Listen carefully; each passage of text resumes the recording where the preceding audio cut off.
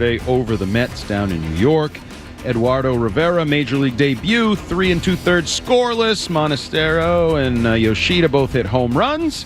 And the Red Sox are now in third place by themselves in the AL East. They're also only a half game out of the wild card as we get ready for the All-Star break here. Peyton Tolle is actually on the mound right now. They are underway down in New York with the Red Sox looking to go for their third series sweep. Unfortunately, Peyton Tolle gave up a run on a couple hits in the first inning. They trail 1-0. And Brian Bayo has been called back up to the club. He is expected to pitch out of the bullpen today. Chad Tracy said Tolle would have a shorter outing than you might normally expect. World Cup action yesterday. England beat Norway 2-1. Argentina beat Switzerland 3-1. So we have our Final Four in World Cup 2026. Tuesday, France will play Spain. Wednesday, England versus Argentina. Headlines brought to you by Awaken 180 Weight Loss. Don't put off losing weight this summer. Reach your goal during the easiest season for weight loss. Awaken 180 Weight Loss. My friends over there, the official weight loss program of summer. Another headlines here on 98.5 The Sports Hub in about an hour with Alex Barth. Boston Talk Sports. Break me. We all know what, but we won't say what. Yeah, worst take on these airwaves in the last 24 hours. We may not take a call today. The Sports. The Bruins, the Celtics, the Patriots, the Sox, the Revs, and you. We're Boston's home for sports. 98.5 The Sports Hub. Yesterday. That was a sight. I just saw the pictures online and some video and stuff. Pretty unbelievable. But nice little summer weekend in Boston. Just hang out, do the New England thing. Noah Khan, too, I'm sure. I'm sure some people were there. I know a lot of people were there. So, fun weekend. And then, by the way, on top of all of that, the Red Sox are rolling, and they're losing right now 1-0. But we've got the Red Sox suddenly in this thing again.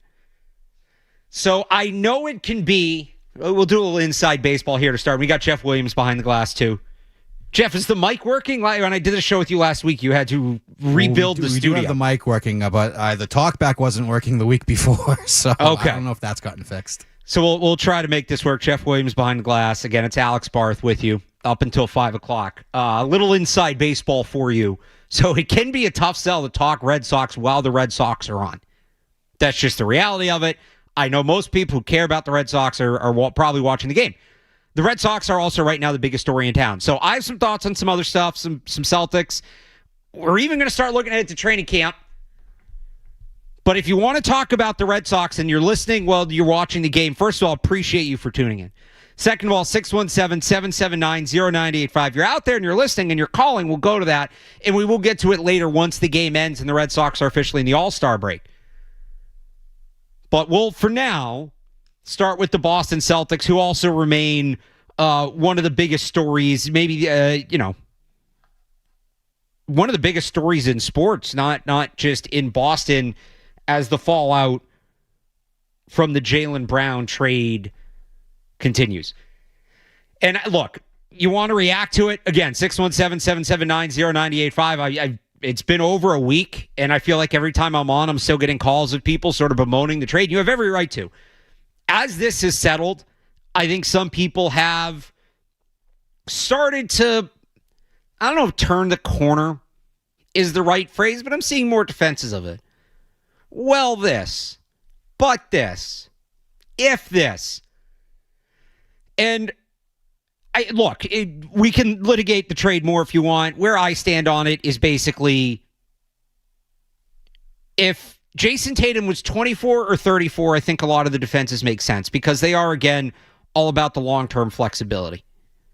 But when he's 28, when he's entering his prime, I think most of the defenses I've heard, well, not necessarily incorrect. I think there's truth to them. I think you go back to the press conference, there's a lot of truth to what Brad Stevens said about the optionality and the future flexibility and the burden that having two players at 70% of the cap takes on building the team. I understand all of that. I just think you swallow that for a couple years to get the best out of Jason Tatum and Jaylen Brown when they're at the best in their careers. And, it puts restrictions on team building. The team's built. Like, if Brad's as good as he said he is, as we all say he is, and I've said he is, And I think Brad's a great GM, but like, all right, there's some restrictions. Oh, your draft pick gets pushed back. They're going to be picking late anyway. Find a way to flip Hauser and White for a younger guard. Hit on a couple picks in the draft. And then, yeah, when Tatum and Brown are both 32, 33 years old, by all means, blow it up. Especially if they get another title in there. Say they make another finals. 2 more finals, win 1. Now you've been to 4, you've won 2. In like a 12-year stretch. That's not bad. That's not bad. And then you blow it up and then you do the Nets trade again. And would you get back a little less? Yeah, probably. But you didn't get back that much to begin with. So I'm not too worried about it. But as the dust settles from all that, I said I wasn't going to relitigate it and then gave you that whole thing. I think the question now becomes, like, what are the Celtics going to be? What does this version of the Celtics turn into? This is going to be something we haven't seen in quite a while. Like, this team has been defined. I heard McCarthy and Andy Hart talking about it. The era of Celtics basketball that was defined by the duo of Jason Tatum and Jaylen Brown is no more. And we're not quite back in the days of the Bridgie Celtics. And I know those guys were here for that, but they were young. I'm talking like the Isaiah Thomas. You go back, Kyrie Irving, Gordon Hayward Celtics, right? And even then, maybe for a second it felt like the Celtics had direction. And then Hayward suffers the injury and Kyrie shoots his way out of town. And it felt like they were drifting for a long time. I don't think they're there. They're not going to drift as long as they have Jason Tatum. They shouldn't. I'll give Brad Stevens how much credit. Like, they shouldn't. But they're not, every year we went in, the Celtics are a legitimate contender. They're a legitimate contender in the East. They're a legitimate contender for the title. I think we felt that way since, the January that year they went on the run to face the Warriors in the finals, which would be 21-22.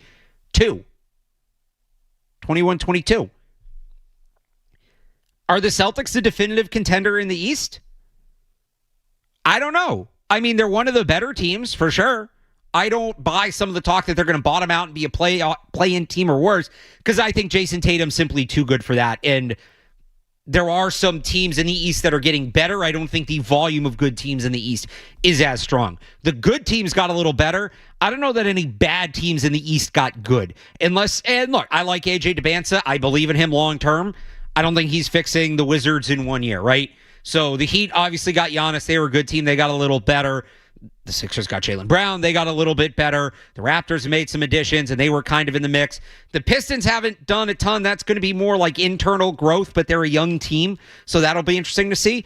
But I think the Celtics are back in the pack now. They're not contenders, but they're back in the pack. And it's going to be interesting to see how this adjusts. The expectations have been sky high, and the results have been sky high. They kind of were, under Tatum and Brown, a turnkey operation. And even when Tatum goes out last year, in part because the East got so bad, they still rolled. And I was on with Andy Hart this week. I think it was this week or over the last weekend. No, it was this week. And we were talking about who's the most pressure on now after this trade. And he brought up Jason Tatum. And look, I'm not going to push back on that. I think that's a fair answer. It's Tatum's team now. He has to lead the way. Like, he's the guy. And we've seen him in Vegas having the time of his life. He seems perfectly happy with that, as he should be. Like, you don't want him to cower. You want him to rise to the challenge. You want him to have that competitive fire. He's going to be checking Jaylen Brown's box scores every night, and Brown's probably going to be checking his. And this is going to be a back and forth with them all year. It's going to be a fun story. I also put some of it on Joe Mazzulla. Like, for all we heard about Missoula's system, and, well, how can you question it? They won the championship. The math backs it up. Was it a great system, or was it a system they ran with a great team? It worked in 24, but you look at how talented that roster was, right? I don't know. Could they have run any system with that team and won? They were just so good. I liken it to some of these West Coast guys in the NFL, the Kyle Shanahans. And look, I don't think Kyle Shanahan's a bad coach, but is he really is it this generational whatever? Or does he have the most talented offense in the league, and whatever button he pressed was probably going to work? Like, that's kind of where I'm at with Joe Mazzulla. And we saw it last year. They had to change the system. They had that bad loss in Utah, and they changed their identity because without Tatum, it didn't work the same. So it's going to be fascinating to me to see how that plays out as well. How the Celtics, because they are going to have to reinvent themselves to an extent. I do believe that. Hopefully, we got the first indication that they're going to do that in Mitchell Robinson. I would think they're not going to have Mitchell Robinson come out going bombs away from three. I would think. I've seen weirder, but I would think. But, adds more of a paint presence, goes to what Brad said in his end-of-year press conference about wanting more of a rim impact. He wants dunks, that sort of thing. So, okay, maybe they'll turn the corner there. So we'll start Celtics. Again, we're going to do some Patriots today as well because training camp starts 2 weeks from yesterday. I got 1 weekend left before school's back in session, so to say it. I know a lot of you who follow the Patriots closely feel the same. So we'll get into Patriots too, and then Red Sox if you want, 617-779-0985. I see you guys already lining up on the phones. We'll get to you right after this. It's Alex Barth on the Sports Hub. Boston's home for sports. 98.5 The Sports Hub. Back here on the Sports Hub, it's Alex Barth taking them until 5 o'clock. Starting with the Celtics. Like I said, we'll go right to your calls. Let's start off with Dalton and Dedham. Dalton, how you doing, man? Hey, what's up, Barth? How we doing, man? Good. Hey, dude. So we might have some big news coming on Monday morning. Jason Tatum, LeBron James was spotted at a concert last night in Boston. Apparently, LeBron James is supposed to meet with ownership tomorrow morning to discuss a contract. Now, this completely makes complete sense about the whole Jaylen Brown trade. Jason Tatum and him have always been good friends. LeBron said how much he, loves Jason Tatum, wants to play with him. If they actually go out and do this and they pivot this way, I'm all in. I know this is a year probably process, but if you have LeBron James, Jason Tatum, and Paul George, and then you have these young guys, LeBron's going to run the point. You need a point guard. You don't have one. You don't trust Peyton Pritchard to run the floor for you. So this makes complete sense. And if the Celtics go out and do this, Brad Stevens looks like a lot better than he did last week because I'm telling you right now, man, I'm getting my popcorn ready if this happens, and I can't wait. So I really hope this happens tomorrow morning. Thanks, guys. All right, thanks for the call, Dalton. A lot there. I guess I'll start here. To be fair, I criticize the Celtics a lot for the Jaylen Brown trade because I believe it's a move focused on the long term, and they should be focused on the here and now, given Tatum's age. He's 28 years old. He's entering his prime. Signing LeBron James would be a here and now move. There's no way around it. That would be that's not even a 3-year window move. That's a 1-year window move. This is going to be his last year. I think we all know it. As for LeBron coming to the South, is he going to play his last year in Boston? We know his history with Boston. He has not loved the Celtics throughout his career. So I found this on Twitter. So where is Tatum in this video? So it says Tatum and LeBron spot. Oh, there's Tatum. Okay. So they were together at a concert last night. I'm trying to see who this is, who the concert was. I'm guessing it's in Vegas. So there's that. I'm not seeing anything about him meeting with ownership or anything like that. So we'll call that a brown check mark. I'm curious. 617-779-0985. I am curious. Oh, it's Jay-Z. I'm curious how, or at least that's what it says on the screen there. I'm curious how Celtics fans would feel if LeBron James signed here. I think it would make the Celtics a better team. Like, I think he can still play. He's not the player he once was, but he could definitely still play. And he would schematically fit. Now, you sign somebody like LeBron James, that changes the entire tenor of the organization. And LeBron retiring a Celtic would be wild, and I know there's no love lost between LeBron James and Celtics fans, but I'd like their position a lot better if he came here. It's just, could you stomach that thing, that rivalry? I don't think he's coming to Boston. I think he's going back to Cleveland, or he's going to Philly. I think those are the two options for him that make the most sense. He's trying to get a ring. Does he have a better chance getting a ring in Boston or Like, does he think he has his best chance to get a ring in Boston? He wants to go out with the championship, obviously. Where does he believe? And it's been reported that he doesn't need the max contract. He's going to take less money. This year's just about winning. Where's his best chance to do that? I don't think Boston's his worst by any means. Probably top 10 in the league. Is it number 1? No. I think that Philly would be higher. If he doesn't want to go out west again, maybe that limits it. Right? He go to the Spurs. He go play with Wemby. And that'd be a great setup. I've heard, people brought up the Heat. I don't buy the Heat as much because Bam, Giannis, and LeBron is a lot of talent. But it's a weird distribution. It's all big man. It's all paint. It's all the paint.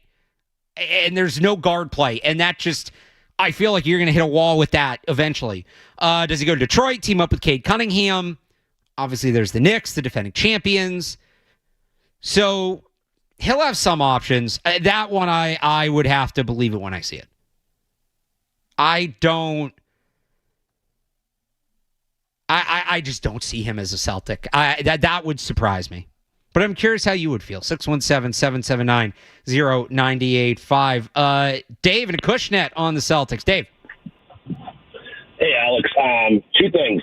First, Robinson being here, that probably would help Seneca out a lot, right, as far as his growth. And second thing, I don't feel the Celtics are going to hold on to Hugo. I think they're going to do something with him and, like you said, maybe try to get a guard. I think he's one of those guys that's going to be in that conversation. But thanks for taking my call, Alex. Yeah, no problem. They can't trade Ugo now. They can't. He was too good to put in the package for Giannis. What are you going to trade? And then you're going to trade him for what? No, you cannot. You cannot trade Ugo Gonzalez for anything less than Giannis after you wouldn't. Now, they have too many wings. They got to trade somebody. I think Hauser makes a lot of sense given his age and contract. They have Ugo.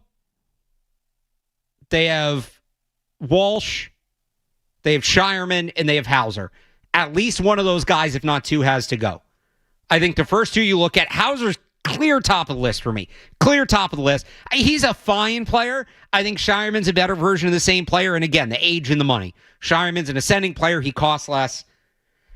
And then Jordan Walsh, because I think him and Ugo they're both young and they're both kind of lottery tickets, but I think they're on a similar trajectory. And again, if you really believe in Ugo, then you have to really believe in Ugo. And if you wouldn't trade him for Giannis, you can't go trade him for a backup guard. You can't. That would be an atrocious look. Now, I'm not saying that they shouldn't have traded him for Giannis. They absolutely should have made that trade, especially knowing now what was awaiting or not awaiting on the other side in terms of the value for Jaylen Brown. They got to trade one of those wings. I'm with the caller. Absolutely. I would be very surprised if it's Ugo after what we learned about how the Giannis negotiations went. That would truly, truly surprise me. Let's go to Matt in the beach on the Celtics trade. Matt, how is it out there? It's killing me. I'm not on the beach today. It's beautiful when I was leaving. Hey, Barth. The beach is beautiful today, my friend. We miss you out here, that's for sure. Love to hear it. The one thing I want to say, I want to address the last caller saying LeBron's coming to this team. This team has turned into Tatum and friends. I think the Jaylen Brown trade tells you that straight up. So the idea of LeBron coming here and getting into Tatum's spotlight is crazier than ordering 5 espresso martinis on a first date, if you ask me. What I will say is I don't understand the direction of the team. For the first time in Brad Stevens' GM tenure, I don't understand the direction. He's made win-now signings. He's made long-term signings. The Jaylen Brown trading him for picks tells you he doesn't even care about Tatum's prime. What I want to know is, what is the direction of this team going forward? I just don't get it, and I'd love your opinion. Thanks for the call, Matt. Appreciate it. Great call. It's a fair question. I think I know the direction of the team, and it's being focused on the 5-year window and resetting the roster around Tatum when you get to like 2028, 2029, 2030. I think that's their direction. Their actions really the last 2 off seasons have pointed that way. That's what I think the direction is. Should that be the direction of a team? that has or had 2 superstar players under 30? No, of course not. They're trying to service the books rather than maximize the window of these 2 players. So I heard this explained to me once from an NFL person, but I can't help but apply it now as I look at team building across all sports. Every roster move that's made, big move, or however you want to qualify it, is done. There's 3 lenses to which you view every move: the 1-year window, the 3-year window, and the 5-year window. And not every move is going to help every one of those outlooks. You might make a move that borrows from the 5-year window to help the 1 year. You might make a move that borrows from the 1 year to help the 5 year, right? Again, crossing sports a ton. I'm sorry, but trading a 2028 first for A.J. Brown like the Patriots did, you're improving your 1 year outlook and you're hurting your 5. But when you have a good quarterback on a rookie contract, you just went to the Super Bowl, you're trying to improve, I'm not as concerned about the 5-year window. You know, who knows where you're going to be in 5 years? Maximize on what you've built right now. So let's apply this to the Celtics. The Jaylen Brown move, it helps them in the 5-year window. Admittedly, it does. They're not going to go into the repeater tax. They get a big contract off the books, assuming they would have had to sign to that extension. They get some future draft capital, which that 2031 unprotected might not suck.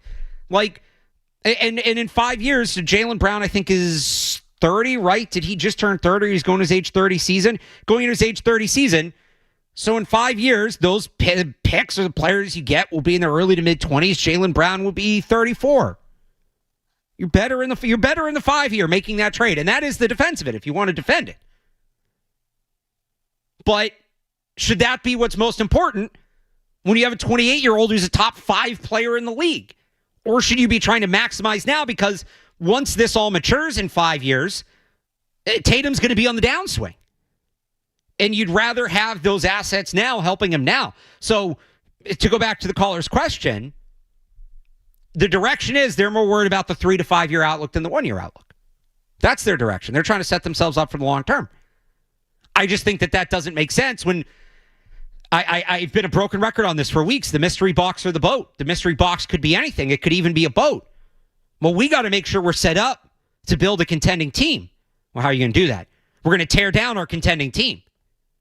Just run it out and then blow it up in a few years. There's no rush. They could have done this in a couple of years. And again, they probably wouldn't have gotten as much back for Jaylen Brown in 2 to 3 years. Sure.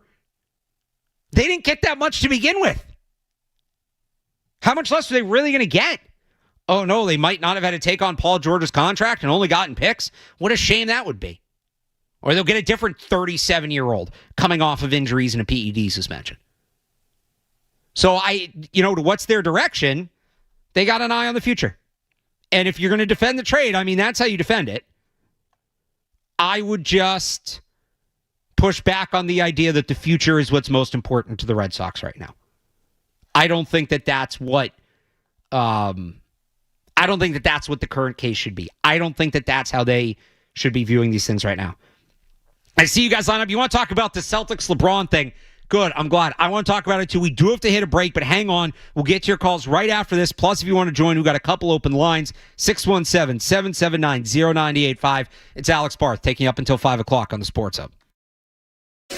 Boston's home for sports. 98.5 The Sports Hub. Back here on 98.5 The Sports Hub, Alex Barth taking up until 5 o'clock talking some Celtics. You want to join? 617-779-0985. If you missed it, we had a caller call in earlier. Mentioned that Jason Tatum and LeBron were at a concert together last night. That is true. There's a video on social media. You can find it. So that is correct. The caller also claimed that LeBron's apparently meeting with the Celtics on Monday and is going to sign. So I don't know about that. I don't believe it. Nothing against the caller. I just have said for a while, I really don't think LeBron would finish his career as a Celtic. But I am curious. It's not impossible. He's a free agent. Like, it can happen. All it would take is one stroke of pen to paper. So I'm curious to hear from Celtics fans what they would think. The longtime rival has been a boogeyman at times for the Boston Celtics. LeBron James. What Celtics fans would think if LeBron ended up in Boston. 617-779-0985. We'll start with Sean in Salem. Sean, what's up? Hey, what's up? LeBron might be here in the area Monday, but it's going to be for Fenway Sports Group, who he has a lifetime endorsement deal with for the tall ships and all this other stuff. He's not going to come play here. And I don't even want to say unfortunately, because I wouldn't want him, but I want to touch on what you were just talking about as far as the future and what Brad's doing, because Brad seems to only focus on defense when he's drafting and even building a roster. It's great. Everyone comes from top 10 programs and stuff, and even Missoula coming from like Bobby Huggins in West Virginia. But you need scorers all over the court, not a bunch of 3-and-D guys. I just don't get – Tatum will get you 25 a night, but where are the other 90 points coming from consistently this year? That's my worry. Sean, it's a fair question. I think they could focus on kind of these specialists, whether it's defensive, whether it was rebounding. I mean, you say it there. They haven't drafted scorers, and they bring in these 3-and-D guys, so there's some offense, but not like well-rounded scorers. More like microwave bench guys. When you have had, I keep doing that, when you had Jason Tatum and Jaylen Brown, you were really just and you're drafting super late in an NBA draft that doesn't produce a lot of talent. You could draft on the margins. You could absolutely do that and get away with that. I didn't have a problem with that strategy for that team. And they had Derek White too. Like, they had scoring. It was just rounding out the roster. Maybe finding guys for certain matchups. They knew they were going to get in the playoffs. Now that has to go out the window. And I'm not saying that with Chris Senick they had to go get some star score or whatever. Like, they weren't that late in the draft. But you got to start swinging at bigger fish. And maybe that's where these picks come in. Maybe they, instead of trading them for players, will trade up in drafts and try to get those players. But you're right. They don't have enough scoring right now. Their big addition to the offseason is Mitchell Robinson, who's here for anything but. When you had Brown, that was fine, because between Tatum and Brown, I get you like 50, 60 points a night. Derek White gets you like 75. And you get 25 from your bench plus whoever was starting at center. That was very realistic. But you lose a big chunk of that in Jaylen Brown that they have not replaced. And you've heard people talk about how Peyton Pritchard is going to be expected to step into a bigger role. They clearly believe Hugo Gonzalez has more of a ceiling. Baylor Shireman taking on more of a role, whatever it is. But they do need more scoring. That's a big loss for them. And they'll have to address that in time in the long term. And their draft strategy will have to change.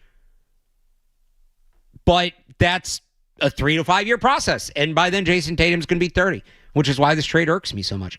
Tony in Boston disagrees with some of what I said about the Celtics, LeBron's landing spot. Sorry, Tony, what's up? Yeah, I guess I'm pushing back on what you said. First of all, you made a comment that, so the Celtics, I'm looking at the whole, are you talking about the division when you say East, or the whole Eastern Conference that includes everybody? The Celtics, they're not like, they're down on the list. And you said Philly got a little bit better with Jaylen Brown.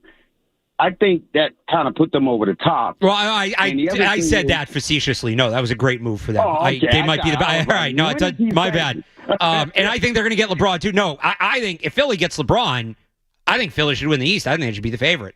But I think LeBron's options are either the Heat, the Philly, or Cleveland. And you said something about I don't think he fits in Miami, but he does, because LeBron's been like playing point guard like basically his whole career. So it's not like he's going to clash with Giannis and Bam. I'm just saying you got to start looking at this thing differently, man. And the other thing is, the Giannis deal?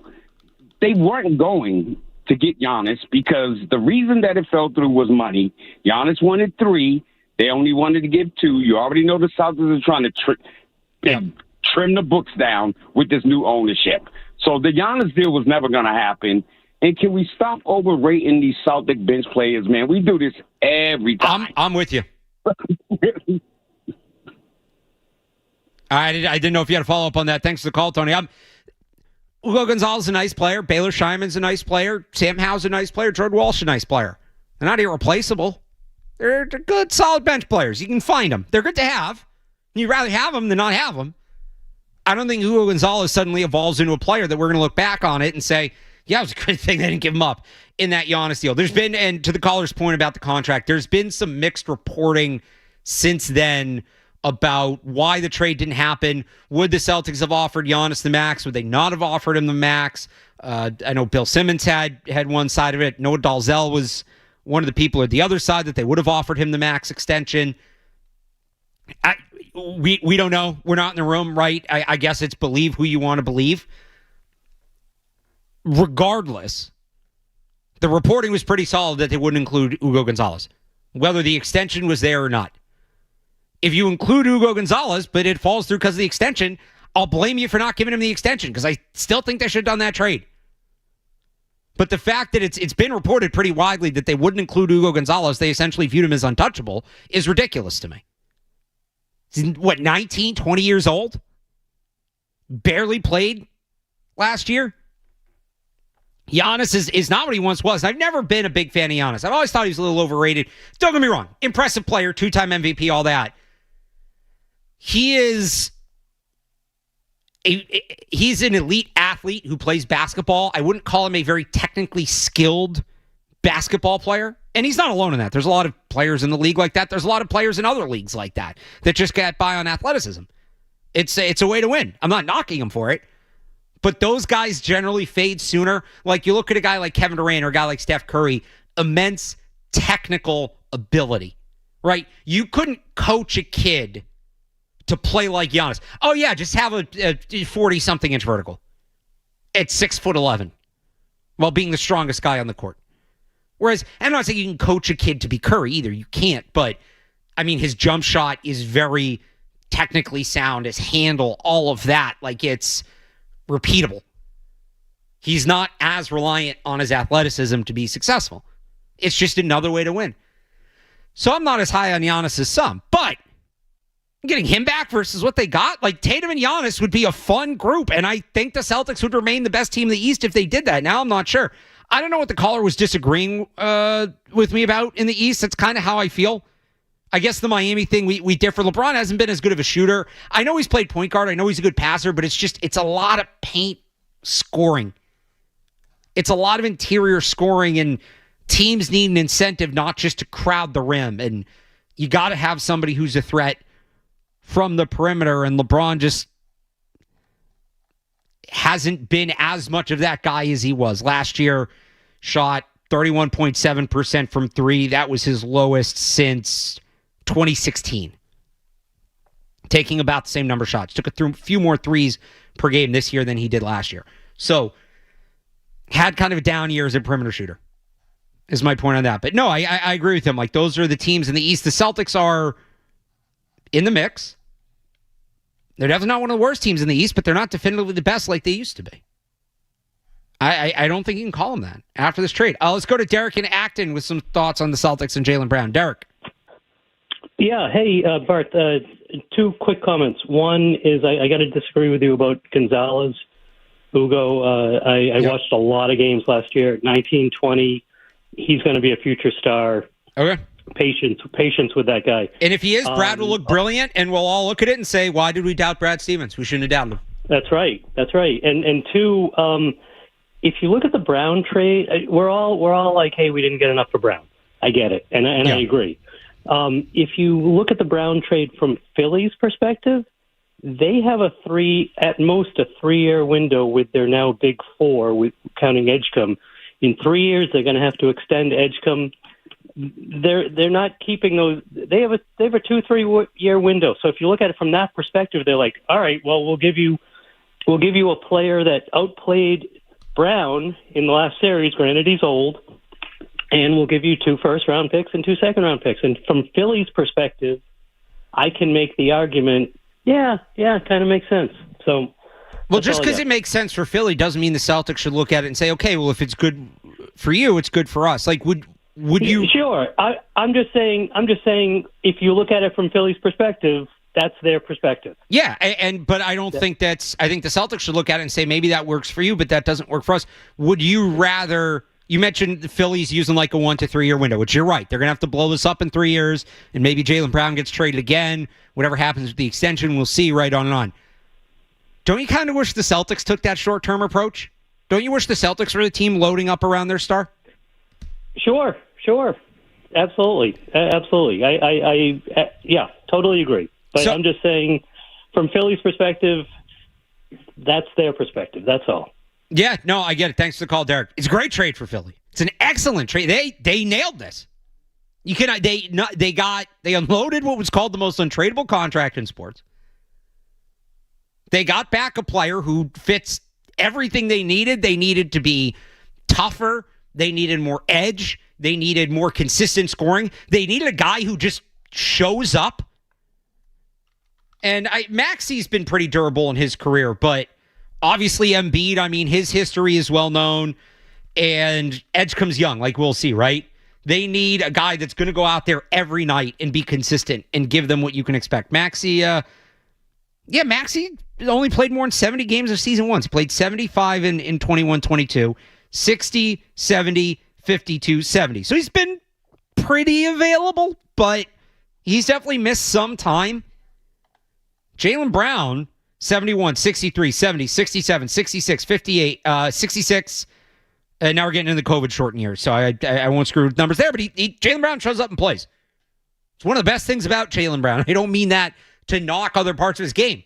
In an NBA where we see load management left and right and these guys don't post, Jaylen Brown's out there every night playing, and he deserves credit for that. No, you don't need to convince me why Philly did it. What I'm saying is the Celtics thing on the other side, I understand why this makes sense for you. Joel Embiid's kind of on the back end of his elite window. You're still not paying Tyrese Maxey a ton. You're not paying VJ Edgecombe. You want to capitalize on the next 2 to 3 years while you have this setup? Great. We also want to capitalize on the next 2 to 3 years before Jason Tatum turns 30. It makes all the sense in the world for the Sixers. Of course it does. They were probably laughing when they found out this was the deal they got. The Celtics should have used the same approach the caller is mentioning for the Sixers. You have this limited window, and the Celtics even more limited because they are paying guys now. Like where the Sixers aren't paying some of their guys. The Celtics should have been more focused on the here and now, like the Sixers were. But it's a great trade for the Sixers.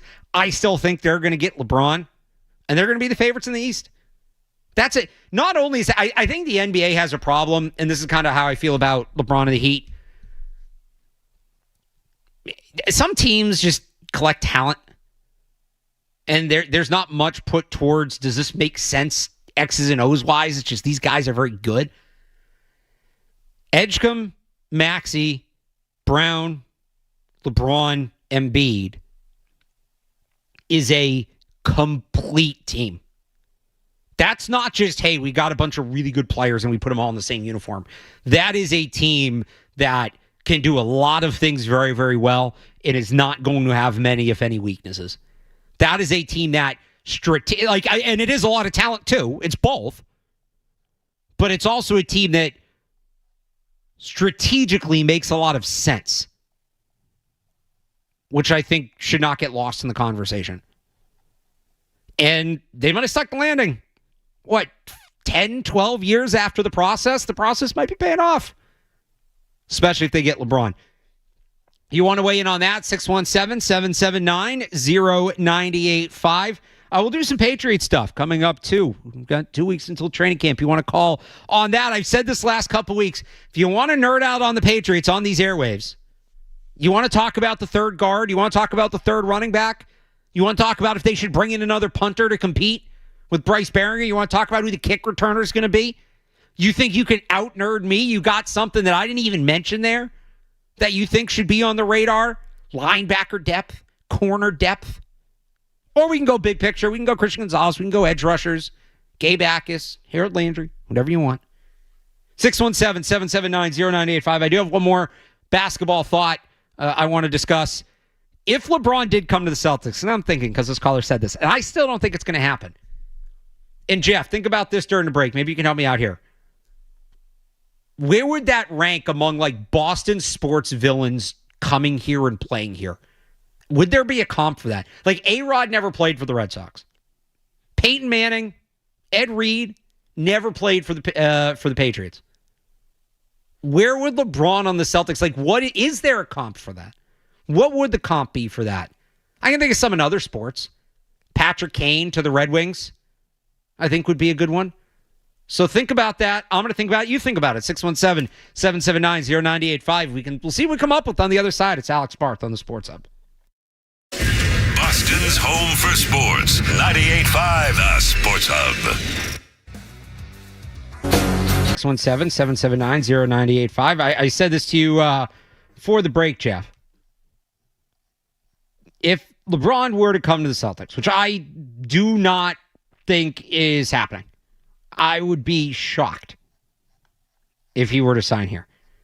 Can you think of an example that would rival that in Boston sports of villain, a Boston sports villain coming here? I can think of some the other way, right? Adam Vinatieri, Johnny Damon. Johnny Damon's number one, I mean, for me. Yeah. I don't know if you want to include Brad Marchand. He was traded. It's not like, I mean, Florida probably hated him, yeah, but does Bruins fans hate Marchand for going to Florida now? Like, I think they right, because he was traded. He didn't choose to go there. Kyrie was going to end up a villain anywhere he went. I don't think going to the Nets made it any worse. But is there a reverse one of those? Do we have one? Of somebody coming from a hated team and coming here? Yeah, and like a specifically hated player. My mind goes to James Harrison. Was it the very end of his career for like 7 months? And he had a pretty public falling out with the Steelers. Revis could be one as well. I mean, Revis is a good one. I don't know how much Patriots fans hated Darrelle Revis, though, because... They hated playing against him. Yeah, but the Patriots always beat... Was he on those Jets teams that beat the Patriots in the playoffs? Was he on that team? 2010, yeah. Okay, so there's that. But I don't know. I never, hated Revis like I did LeBron. I can go way back, and I hated Brian Cox back in the day. Okay, when he came to the Patriots, I was like, "Oh, this is great." I don't remember. I remember Brian Cox, a Patriot. I really don't remember him before that. Yeah, he was on the Jets and the Dolphins, and I absolutely hated him because he had the neck thing too. Yeah, and I was like, "That's got to be a rules violation. He shouldn't be allowed to wear that." Was he just like an a-hole? Yeah. I mean, he was tough to play against. He was like a hard hitting guy. I mean, I just pulled up a list from Bleacher Report from literally 15 years ago. Half of these are just New England people going the other way. Johnny Damon is on here. Wade Boggs going to the Yankees. Roger Clemens going to the Yankees. I wouldn't include Drew Bledsoe going to the Bills. They have it. I think that's probably more like Marchand. He got traded. It was towards the end. Then Curtis Martin on here. That was like my first heartbreak as a kid. Yeah. Eric Mangini. Although we hated Eric Mangini as a... Yeah, no, Eric Mangini doesn't fit. Vinatieri. None the other way. I don't know, was No, because he's with the Giants. Parcells wasn't really hated here before he became the coach here. I know he's hated going the other way. But I don't think anybody had anything against Parcells from his time with the Giants. No, I mean, and a lot of the old heads around here grew up Giants fans, so they were all excited to see him come in. Right. So there might be nothing like this. It's definitely happened the other way a number of times. I think Damon and Vinatieri are the first two that come to mind. You go further back, Clemens, Curtis Martin. I see you guys lighting up the phone, 617-779-0985. Somebody's going to say one. I'm going to get pissed that I missed it. But let's start with Jimmy and Brockton. Jimmy. What's up? What's going on? I'm all good with LeBron coming here. I mean, why not? We've always seen some of our players go out and dislike them for it. So why not get somebody back? I don't know what he can do, being this, with this day and age, but old school. Why not? Why not? Jimmy, I'd be okay with it. I'd root for him. If he's wearing Celtics green, and look, he's not what he once was. He averaged 20 points per game last year, 20 points, 7 assists, and 6 rebounds. Celtics could use that. And what a way that would be. If he ends his career with a championship in Boston, imagine LeBron in a Boston parade. That would be nuts. If he can still play, it'd be good. If he comes here and sucks, that'd be another thing.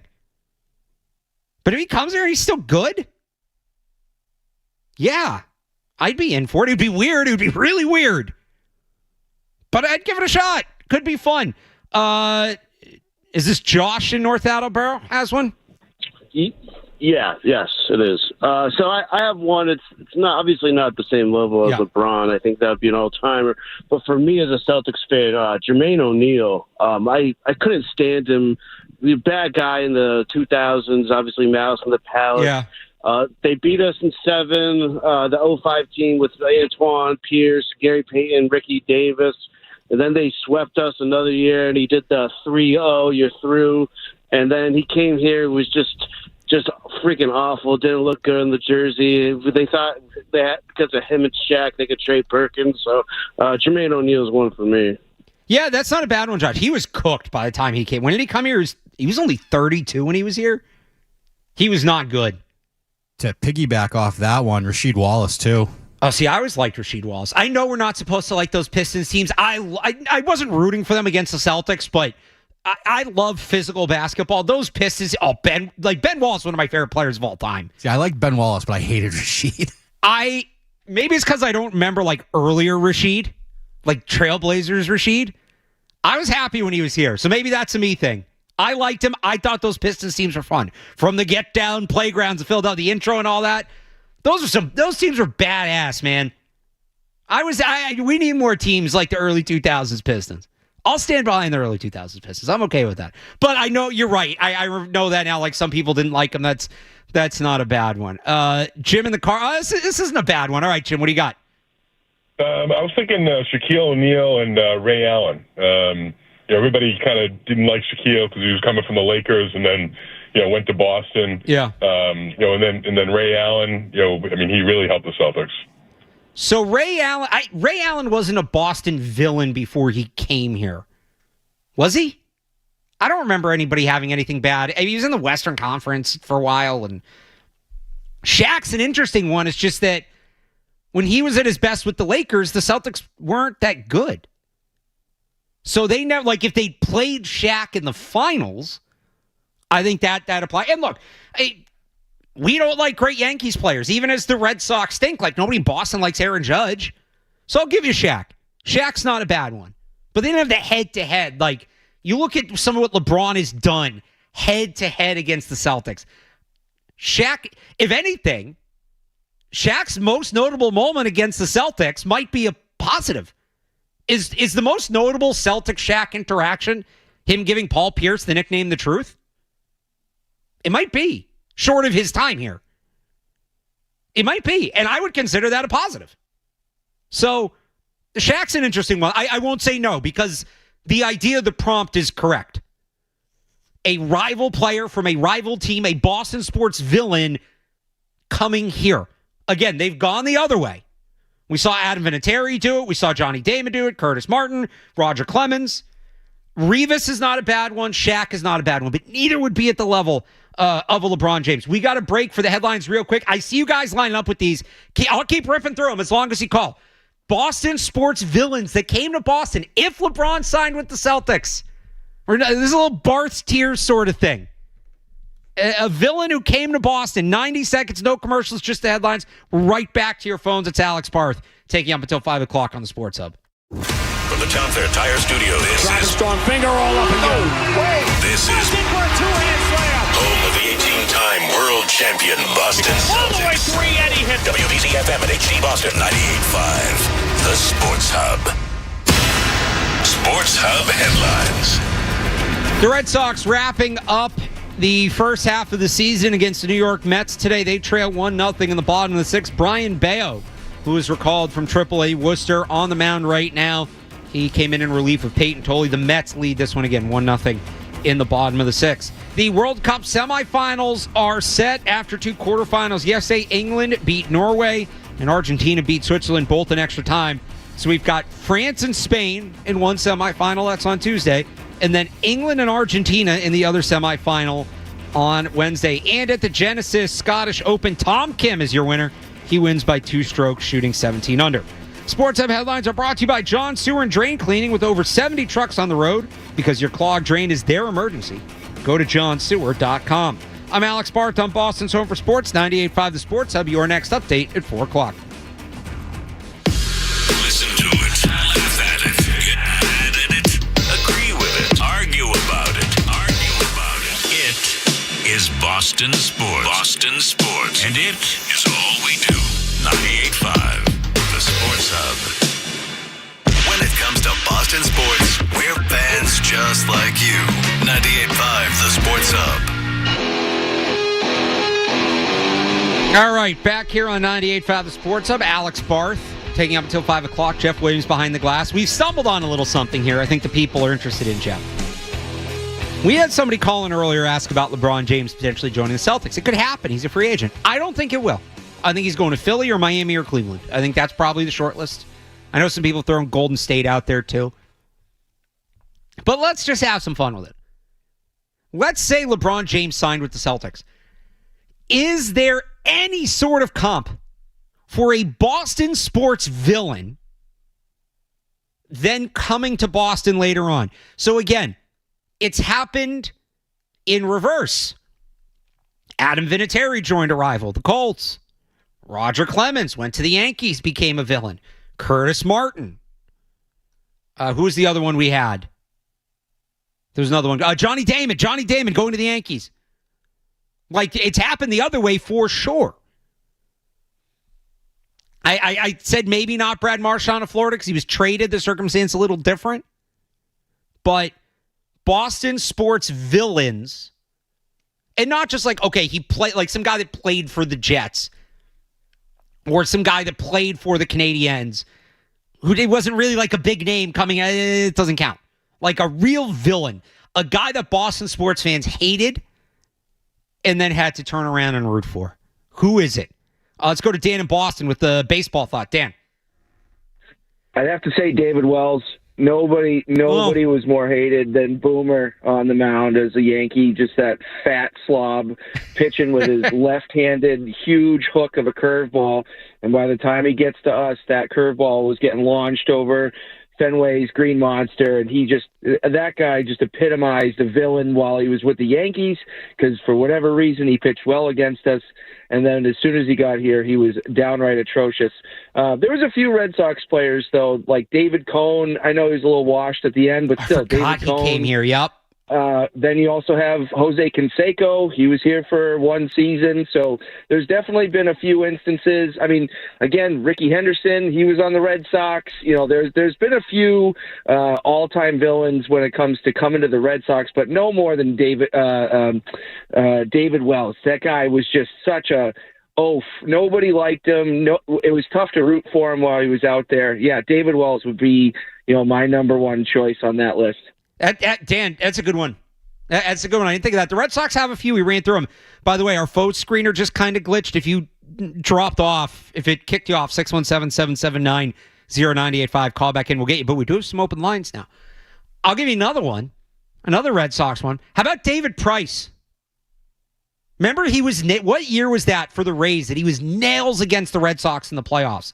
Early in his career. Was it like 2009? It would have been the 08 ALCS because they had him come in relief. That's right. Shut him down. And he was nasty. And then years, and I mean, he was in Tampa Bay, and we saw him a couple times a year, and he was really good. And he came here, and obviously it did not go well. They won a World Series. He's a part of it, but I'd call that another one. Jeff, I'm locked up here. I might need you to pull up some calls. Can we get Nick in Attleboro? Nick? Hey, good afternoon, guys. So I got a couple. First, I have a Celtics one. We have Ray Allen leaving and going to the Heat. So we're trying to go the other way. Guys who were hated and then came here. Yep. So This was a personal hate. I think other people hated him too. So this was Carl Crawford. When he came to our team, was excited for him to come, but he was absolute trash with us. But he was a killer when he was on the Devil Rays. So, and then I wasn't old enough for this, but Dominique Wilkins, I know he ended his career, I think, with the Celtics. I was a kid, so I don't really know how much hate there was towards him, but I know the Hawks teams are pretty good. So that was just another thought. Thanks for the call, Nick. Thanks for taking my call, guys. Yeah, for sure. Jeff, you might have to really. Good job. You crashed the phone screener on a Sunday afternoon. Awesome job, everybody. Love it. Carl Crawford's a good one.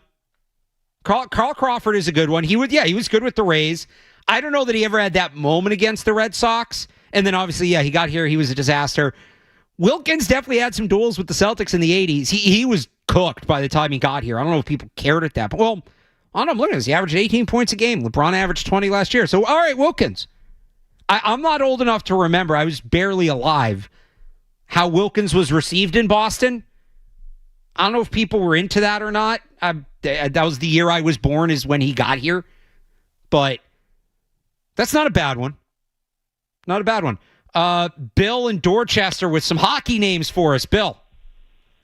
Yeah, I think the biggest Bruin against the villain against the Bruins was Chris Nyland when he played with the Montreal Canadiens.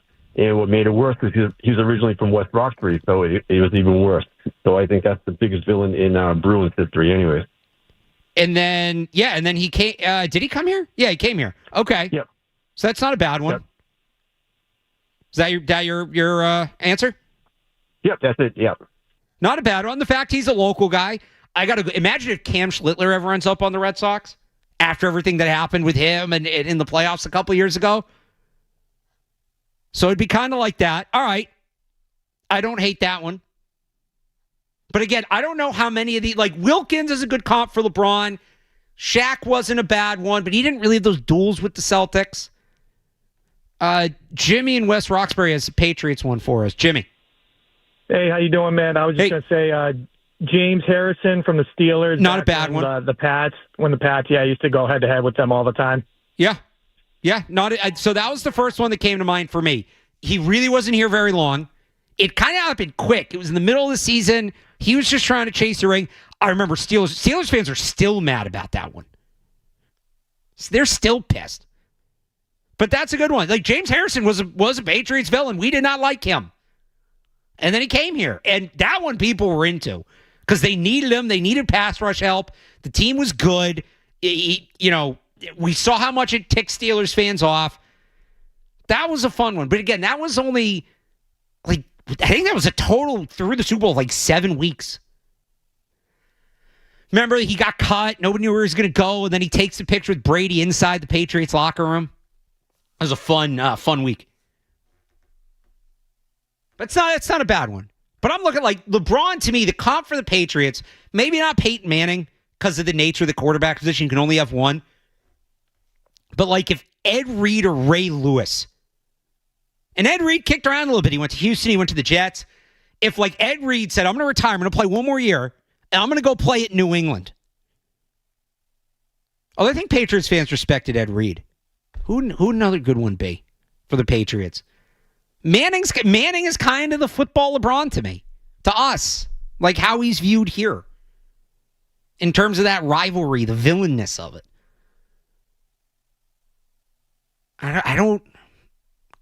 David Tyree, I guess, if he came and played here. But who else? And now that I'm thinking of it, I know they had like Reggie Wayne in training camp. That doesn't count. Like really came and played here. Who's been waiting the longest? Chris in the car. Chris. Hey, how are you? Hey. I got a good one. You guys are too young, though. Okay. Brad Park and John Rattel for Phil Esposito and Ken Hodge. Okay, yeah. That went over my head. I know those are hockey players, obviously, but I don't remember the backstory there. Well, Brad Park played for the Rangers. It wasn't about Rattel. It was about Park. Okay. They had just come off a brutal Stanley Cup series against those guys. And tons of fights, like vicious fights. Yep. And the Sinden made the trade and flipped it. And everybody loved Esposito and Hodge because we're great goal scorers. And we got Brad Park back, who everybody hated Brad Park. But he eventually became very popular in Boston and really was a great player for the Bruins after that. Chris, thanks for the call. So that's a good one. And I'll tell you this, Jeff, mark the tape. If LeBron comes here and plays as well as he did last year, people would be into it. He would become a beloved Boston sports figure. If they won a title, all those series with the Heat and the Cavs are forgotten. He'd become a popular Boston sports figure. I do think that. I do believe that. But that's a good example of it. Can we get... You know what? We got to hit the break. I see you guys still calling in on these. If you have more, 617-779-0985. We're going to hit this break. We're going to come back again. The prompt. What I want to know. We're not doing Johnny Damon, Adam Vinatieri, Curtis Martin, like players that were Boston heroes that went and joined a rival and became villains. Ray Allen, right? I want the opposite. Players that we hated, not players that came from a team that we hated, that we just were whatever about, right? Not Danny Woodhead coming from the Jets. Players that we hated that then came here. What is the comp if LeBron James were to sign with the Celtics? Back to your calls on this, 617-779-0985, after these quick words. Boston's home for sports. 98.5 The Sports Hub. Drink a Blue Moon and suddenly... Back here on 98.5 The Sports Hub, Alex Barth with you. You guys put Jeff Williams to work back there. So again, the prompt. As we went down this hole, you guys are fired up about it. The idea that LeBron James could potentially sign with Celtics. He was pictured at a concert last night with Jason Tatum. A Boston sports villain who later signed locally. So a couple that we've hit on, Shaq was one. James Harrison was one. Dominique Wilkins. Who did the caller say? Brad Park, I think, for the Bruins. So we're not doing like Adam Vinatieri. We're not doing Johnny Damon. We're doing the reverse of that. That is the prompt. And you guys are lighting up the phones. Let's start off with Connor in the car. Connor. Hey, guys. So I got one that I know you're doing the reverse, but just hear me out for a second. Okay. I'm going to say Babe Ruth because Babe Ruth went from the Red Sox to the Yankees, and then at the end of his career, he signed with the Boston Braves. What do you think about that? I think that is technically, I will give it to you on a technicality, Connor. Well done. Thank you. That is true. Babe Ruth left the Red Sox, killed them, sparked the curse, and did come back to what was at the time a local team, the Boston Braves. That is technically correct. The best kind of correct. Well done, Connor. That one's going to be hard to top. No pressure, Matt, in the car. Matt. Hey. I may be wrong about this, but wasn't Rodney Harrison pretty hated before he got here? I don't know, Jeff. Maybe you would understand this better than me. Like, he was just kind of a hated player in the league. I don't think he was specifically a Boston sports villain.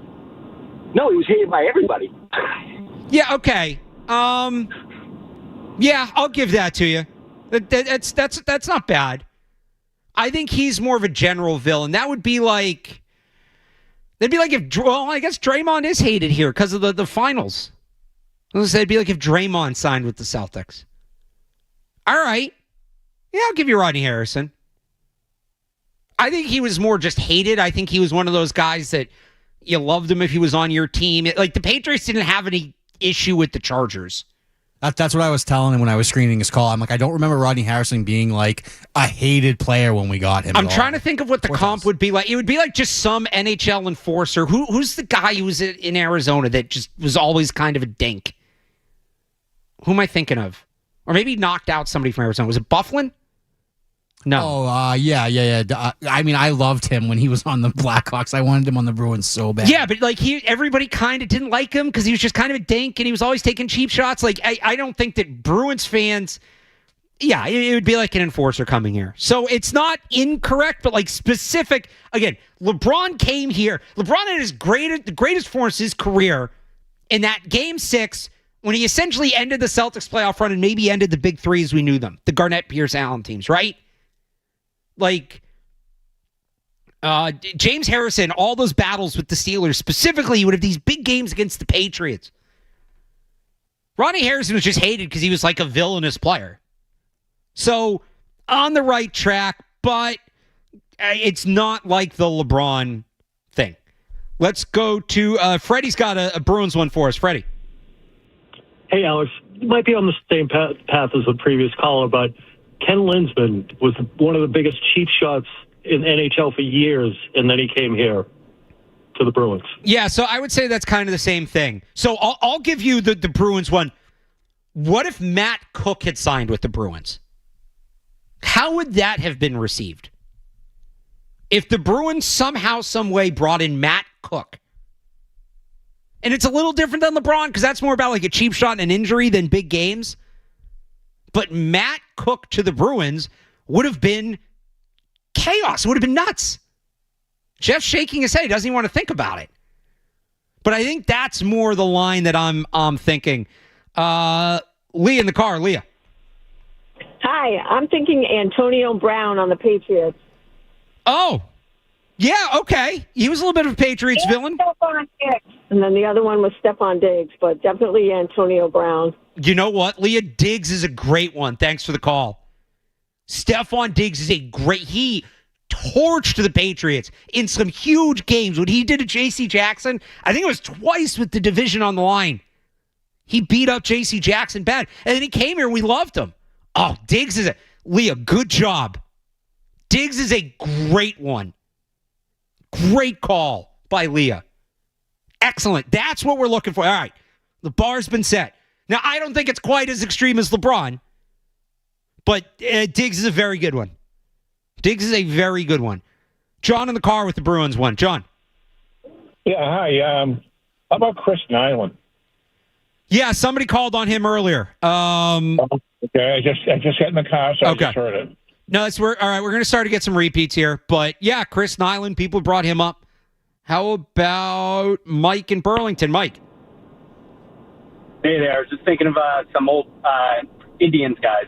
Bartolo Colon, Baerga, Manning, they all came over at some point. Were they ever big? Did Manning specifically, was he hated in Boston? What did he do to the Red Sox? Am I missing something? I don't remember him being very hated. I mean, if you want to talk about Albert Bell team, right, when we were kind of making the playoffs. Totally different story, yeah. Okay, sorry, go ahead.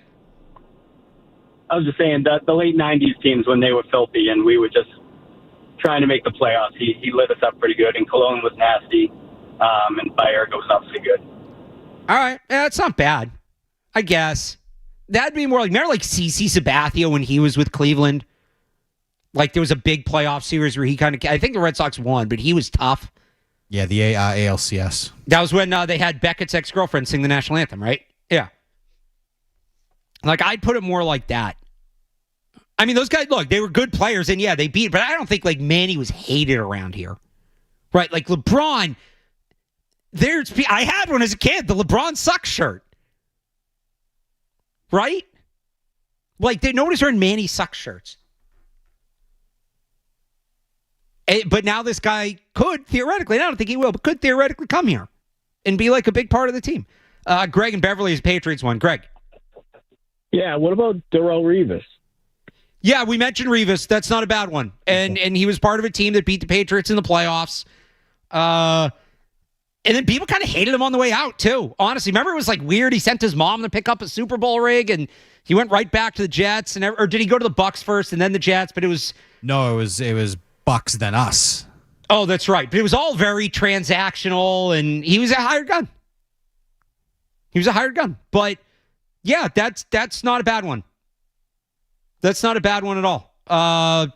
Again, there was some bad blood. He beat Patriots in the playoffs. There was certainly some bad blood. Steve and Stoughton. Steve. Hey, I have one for you going back to the Patriots at the beginning of the dynasty. Brian Cox. Jeff said Brian Cox. That's a good call. And I've seen some people say that on Twitter, too. I'm not old enough to remember this. The first Patriots season, I really remember it's 99, and I really only remember watching the Patriots. I wasn't aware of the league as a whole as much, but I guess people really hated Brian Cox. I always liked Brian Cox, just because I only knew him as a Patriot. He's a tough, hard-nosed player. He had the washboard collar, which was cool. I was not aware that Brian Cox was this hated before he came to New England, so I've learned something today. What else do we got here? We got some on Twitter. Let's see what we got. Chara on the Senators. Was Chara that hated here? Were the Senators that... no, the Senators weren't good.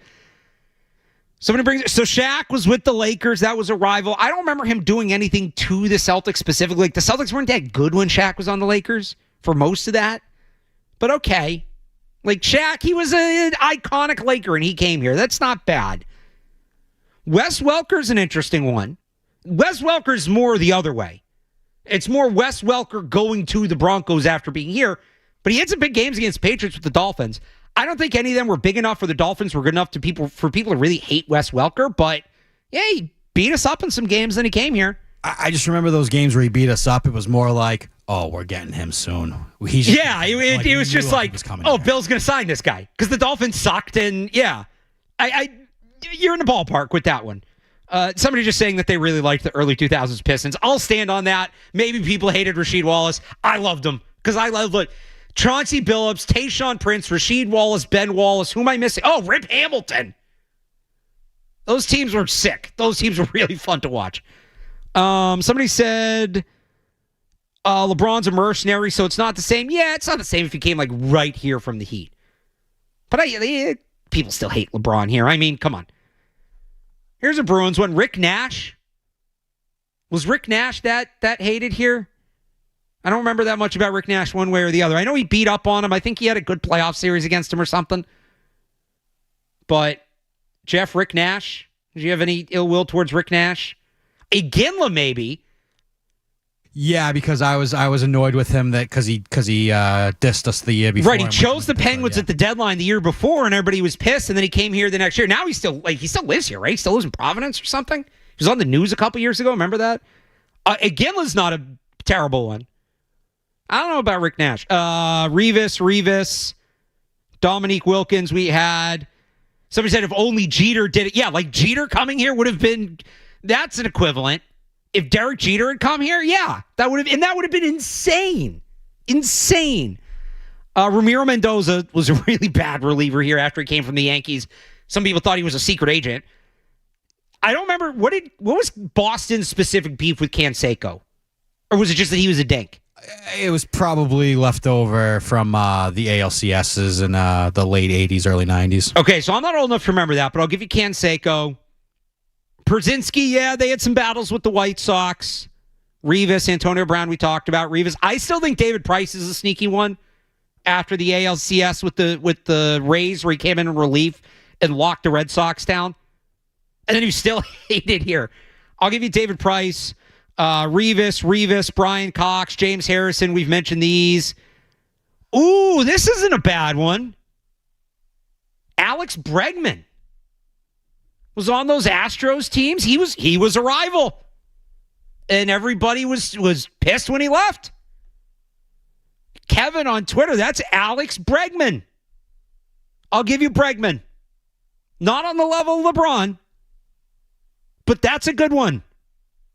Alex Bregman, Boston sports villain, came here, kind of ended up being beloved. And now he's in Chicago because the Red Sox didn't want to pay him. We cleared the lines. We'll let you guys catch back up. We'll let Jeff catch back up back there. 617-779-0985. We'll keep going if you guys keep naming them. It's Alex Barth up until 5 o'clock on the Sports Hub. Boston's home for sports. 98.5. Trying to figure out, is there anything like if, and I still don't think it's going to happen. If LeBron James, who's at a concert with Jason Tatum last night, were to sign with the Celtics, the comparison for that kind of Boston sports villain signing with the local team. I did put it in my group chat. I got two good ones. They're not quite on the LeBron level, but they're not bad. Kyrie, I think we already said, from his time with the Cavs. That's not a bad one. Aroldis Chapman was kind of a Boston sports villain a little bit when he was with the Yankees, and now he's here. So there's a couple. Let's see what you guys have. Let's start with Darren in the car on LeBron. Darren. I was calling to originally say Aroldis Chapman, but you just came up with that one. And then with LeBron, I think what comes to mind with that is also the fact he's just now coming from having a title with the Lakers. And how much, if he did bring a title to Boston, how much does that really help us? Because in general, like, yes, we get another title, but it's coming from LeBron. Well, and I'll ask you this before you hang up. Let's say LeBron signs with the Celtics. Would you embrace it? Would you be into it? Me personally, no.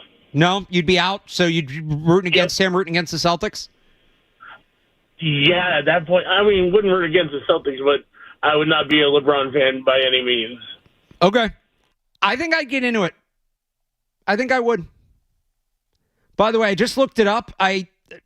However much we want to believe Google AI, because I don't have the time to do the full search, only 2 players in NBA history have won championships with both the Celtics and the Lakers. Clyde Lovellette, which is back in the 50s and 60s. I was actually with the Minneapolis Lakers. And then Rajon Rondo. So he'd be joining rare company if he did it.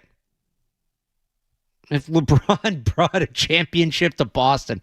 What a concept. Let's go to Joel and Carlton. He's got a Bruins villain for us. Joe. Yeah, you young guys might remember Bill Ranford from Edmonton. I don't remember, no. Okay. And how about Andy Moog from Edmonton? No, you're going to have to give me the backstories there. I know the name Andy Moog. I don't know the backstory of him being a Bruins villain. Yeah, he was sharing time with Grant Fuhrer as the goaltender in '86 when they beat the Bruins. Okay. He became a fan favorite in Boston. Andy Moog. Yeah, so I knew that. That'd be like, imagine if like Jordan Binnington ended up on the Bruins at some point. Jeff rolls his eyes. What would we do? What would we do? I would get so annoyed. Of course you would. You'd have every right to. That one I couldn't get behind. LeBron on the Celtics, maybe I could be a little into, because the story's just kind of cool from a human element. Jordan Binnington on the Bruins, I don't know what I would do. That would be too much. Out on Jordan Binnington to the Bruins. But that's the kind of thing I'm talking about. Is he like the ultimate version of this? I guess maybe the Sedins, but we beat them. The Bruins beat them, so they don't... And like Crosby, I guess Crosby would be the comp because he's like a LeBron-level player. Like Binnington's not LeBron, obviously. Maybe Luongo would come here at the end. But like Binnington here would be complete and total chaos. Could you imagine the phones? The 2 to 6 show... if the Bruins signed Jordan Binnington. And not only did he do it to us in the Stanley Cup, he came here with Team Canada to TD Garden and beat the U.S. He had that insane performance in the Four Nations. Oh, that would be nuts. That's the level of thing that we're talking about here. That's the kind of chaos that I'm saying would happen if LeBron James signed with the Celtics. It'd tear the fabric of the fandom apart. Dan and Holden on Boston Villains. Dan. Hi. I don't know if anything's quite the LeBron level, but Carl Crawford coming to the Red Sox, or even Eric Gagne, who was one of the worst closers we faced, and then awful when he was on the Red Sox. Yeah, somebody called on Carl Crawford. Gagne was in the National League. I don't think he ever really had much beef with the Red Sox till he got here. And then he sucked. Red Sox, like a guy coming here and then sucking and Red Sox fans hating him or Boston fans hating him because he sucked it, like... No, that's like Chad. Although I think Patriots fans are fine with Ocho Cinco. That with John Smoltz, right? Like John Smoltz, or who then when he left, got good again. That's right. I mean, half the players the Red Sox have brought in and sent out in the last 5 years, guys that came here weren't good, left, and or just came here and weren't liked here because they weren't good. Like Juju Smith-Schuster, he wasn't really hated here. He didn't do that much for the Steelers against the Patriots. Patriots fans didn't hate him because of his time with the Steelers. Patriots fans hate him because he came here and he sucked. And he hurt the team. So, that's a little different. That's not really what I'm talking about. Mike in Worcester. Mike. Hey, how about Randy Moss and Ocho Cinco? So were those guys really like Boston villains, though? Well, I think Randy Moss really didn't come into his own until he came here, but he definitely put up a lot of points when he was out in Minnesota. Yeah, I never had any ill will towards Randy. I mean, I know some people didn't like some of his antics, the mooning the crowd in Green Bay. This would be more like if Randy Moss signed with the Packers or when Brett Favre signed with the Vikings, like that kind of thing. I don't think Patriots fans ever really hated Randy Moss. I know they didn't hate Chad Ochocinco. Everybody loved Chad Ochocinco. And yeah, some of them didn't like him once he got here because he sucked. But did he ever really kill the Patriots, or was he hated here? Now, like Derek Mason, maybe. Remember he got in that spat with Belichick? I'm kind of pulling a name here. This is a smaller player, but remember Stevie Johnson had those comments about Gillette Stadium? Like if he didn't come here, I don't think there was ever any ill will towards Moss or Ochocinco. I mean, nobody's rooting for them when they played the Patriots, but I don't think there was ever any ill will there. Let's go to Mark in Rhode Island, another Bruins one. Mark. Yeah, so back in the 90s when the Bruins swept Montreal Canadiens in the playoffs, the next round they faced Pittsburgh. Yep. And Mario Lemieux and Kevin Stevens crushed them. Stevens scored 4 goals in the Garden and crushed them. And then we picked him up in a trade the following year, and he was a fucking bum. Oh, we got to drop you there. But Stevens, Jeff, does that fit? That was when I first started following the Bruins, but okay. I don't remember how hated he was, but I do remember people talking about Stevens not, being somebody that the Bruins didn't really like to play against. I mean, look, he scored 4 goals against him in the playoffs, and then they got him the next offseason. Yeah, I'll count that. Not LeBron, but I'll count that. Will in Manchester. Will. Hey, Barth. Love your show. Thank you. Love hearing from you. Thank you. I have a few. Okay. I don't know if anyone's brought up Shaq. He was in Miami. He was winning titles when he came to Boston. Yep. That was a decent one. Kyrie when he came over. But Aroldis Chapman, he was a stud with the Yankees. Now he's in Boston. I don't know. Just few names for you. No, Chapman was a good one. He wasn't, thanks for the call, Will. He wasn't a Boston sports villain for very long. But do you remember, I think it was when Devers was first coming up. And it was him and Devers had some duels late in close games. Or I remember there was one where it was Chapman's on the mound throwing 1-0 something. It was Sunday Night Baseball. The Red Sox had some big power hitter at the plate. I think it was Devers. Yeah, Chapman for a little bit there. I'll give you Chapman. Not the level of LeBron, but Chapman fits the prompt. I'll give you Chapman. And the timeline's kind of similar because he was, and then he kind of went away, and then he'd come to Boston. I'll give you Chapman for sure. JP and NP as Bruins won. JP. I got a couple of one. Ken, the Rat Lindgren, most hated guy in the league. He comes with us. He's our hated guy. Chris Nyland, the worst bad boy in the league. He comes and plays for us. Now he's a good guy. And I can't remember the name, but there was a defensive lineman that came and played with us for, I don't know, half a season. I don't think it was Adamican Sue, but maybe one of the callers will remember. Was it James Harrison? It was the guy that rolled up. Who was it? James Harrison? No. Well, that's not a bad one. But now it's a lineman, though. I thought it was the guy that rolled on Brady's leg. And then I got the best reverse one. What? Roger Clemens, when he went and pitched for the Yankees, when he said he's going to retire, he goes to Toronto. But now he's playing for the Yankees, our most hated rival. Clemens is a good. I mean, with the reverse ones, we could go all day. There's a ton. Was he thinking of Albert Hainsworth? I mean, he crossed my mind when that one previous caller mentioned Ocho Cinco. Oh, that was the same offseason. I know what he meant. Rolled on Brady's leg. Adrian Claiborne. Adrian Claiborne kind of hit Brady late during a joint practice. There's some thought he might be hurt, and then he ended up here a few years later. I don't know how many people remember that was Adrian Claiborne. If that had been a bigger story, maybe. If you remember that, if you remembered that when they signed him, yeah, okay, that would fit. The one I saw some people saying, I was looking at the YouTube comments, it didn't happen, but the hypothetical is if Bernard Pollard ever signed with the Patriots. Because that would be ludicrous. Takes out Brady, takes out Gronk, signs here. It'd be crazy. So, if you want to go Adrian Claiborne, you have to have a very specific memory for that one. I think it was Claiborne. I'm not even 100%. I got to Google this now. Adrian Claiborne, Tom Brady. He was fine. Yeah. August 14th, 2013. I remember this because I was interning at the time for Felger and Maz. And it was right after I left my shift. It happens. I would go in before the show. I worked on the TV side. I worked for intern for NBC. So I'd help get all the graphics and the pictures and videos ready. So I wouldn't necessarily stay for the whole show because my job is to just help prep the show.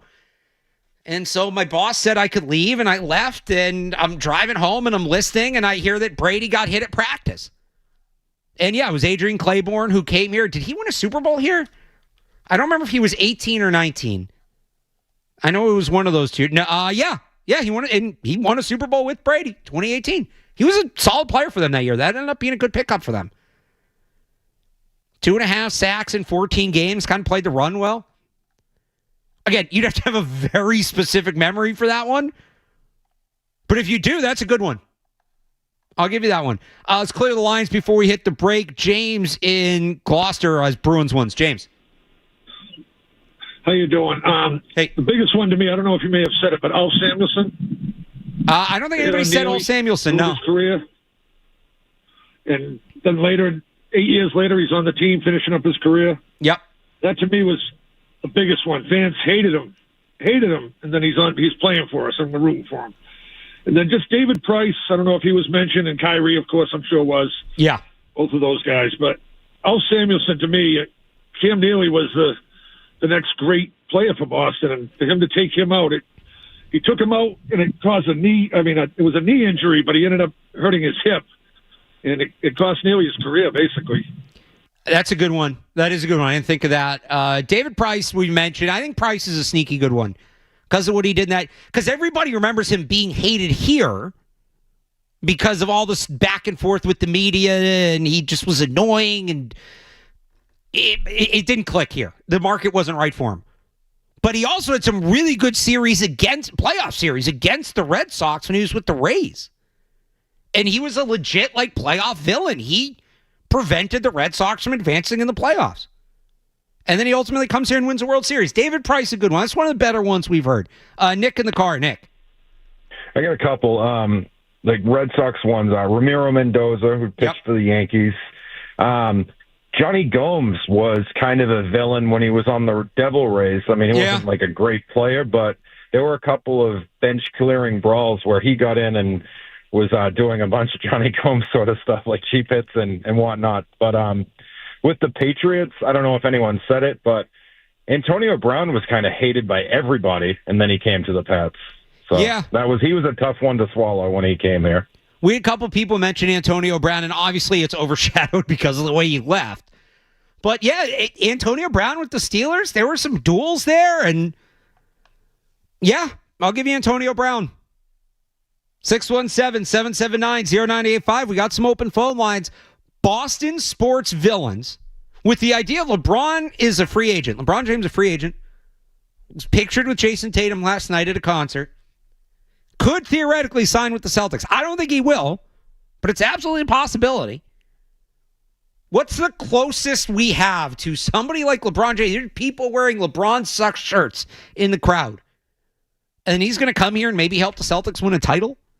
What is the closest Boston sports comp we have for that? 617-779-0985. More on it. Plus, I do want to get some Patriot stuff a little later on. I'll get there soon. It's Alex Barth on the Sports Hub. Boston's home for sports. 98.5 The Sports Hub. Celebrate Italian Sports Hub. Alex Barth with you, taking you up till 5 o'clock. We're having some fun with this one. Not where I thought the show would go today, but I'm happy to go with it. The idea that LeBron James is a free agent and could sign with the Boston Celtics. And I'm going to make this a two-parter. We've mainly done it as one, but I'll open it up. 617-779-0985. A Boston sports villain who later signed with a local team. So some examples we've had. David Price, good against the Red Sox in playoffs with the Rays, later signs with the Red Sox. Darrelle Revis, good player with the Jets, wins a playoff game at Gillette, later signs with Patriots. Shaq, Lakers legend, comes here. Who are some of the, I'm trying to remember some of the other ones we had. One that doesn't apply, let this be a lesson in life to you, Jeff. Jeff Williams behind the glass. Confidence can take you a long way. Confidence is key. We had that caller that called in during the last segment talking about Ulf Samuelson. I was like, I don't remember Ulf Samuelson playing for the Brewers, or playing for the Bruins. But maybe there was a year in there I missed or something, whatever. He sounds very confident about this. And then I get a text from Ty Anderson. Ulf Samuelson never played for the Boston Bruins, as I initially thought. He did play for the Hartford Whalers. And I guess if I'm going to give people Babe Ruth returning to Boston with the Boston Braves, I have to give the Hartford Whalers. But that was before the Cam Neely hit that the caller was talking about. So that would not apply. So I don't know what happened there. But if there was some Boston sports Bruin villain that later signed with the Whalers, I'll give that to you. If I'm going to give you Babe Ruth to the Braves, I guess I have to give you that one. I suppose. I got a couple emails here to alexander.barth@bbgi.com.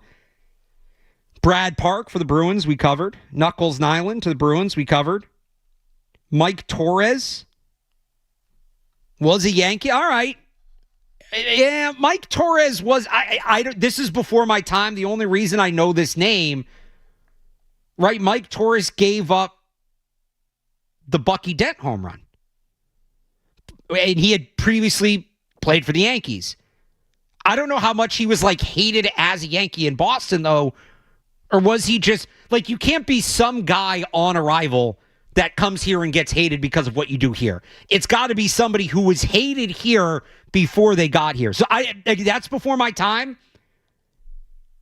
Maybe he was really good against the Red Sox the one year he was with the Yankees, or when he was with the Orioles. I don't recall. But that's not quite what we're talking about. Let's go to, we still got you guys lining up with these. Mike in Milton. Mike. It's Dan in Milton, but that doesn't matter. I had Michael Bennett. I'm pretty sure that Belichick said he was the best player in that Super Bowl for the Seahawks, and then he came here really quickly, and Belichick shipped him out. Yeah, and Mike, I'm sorry, I saw the Mike Bennett in the comment line, but that is a good one, because he was part of that brawl in the Super Bowl in 2014 at the end. Absolutely. He instigated that. I don't know how much people hated him for that, because that was, I think some people were already celebrating the win and maybe didn't even see that, but I'll give you Michael Bennett. That's a lower level one, but I'll give you Michael Bennett. He started a brawl against the Patriots and Rob Gronkowski in the Super Bowl and later came here. Yeah, I'll give that to you. And then he was hated here because he couldn't get his head on straight and was fighting with coaches like the caller alluded to. But I'll give you Michael Bennett. Not bad. 617-779-0985. Some more from Twitter. Most of these we've covered. David Wells, David Cohn, James Harrison. Jaromir Jagr.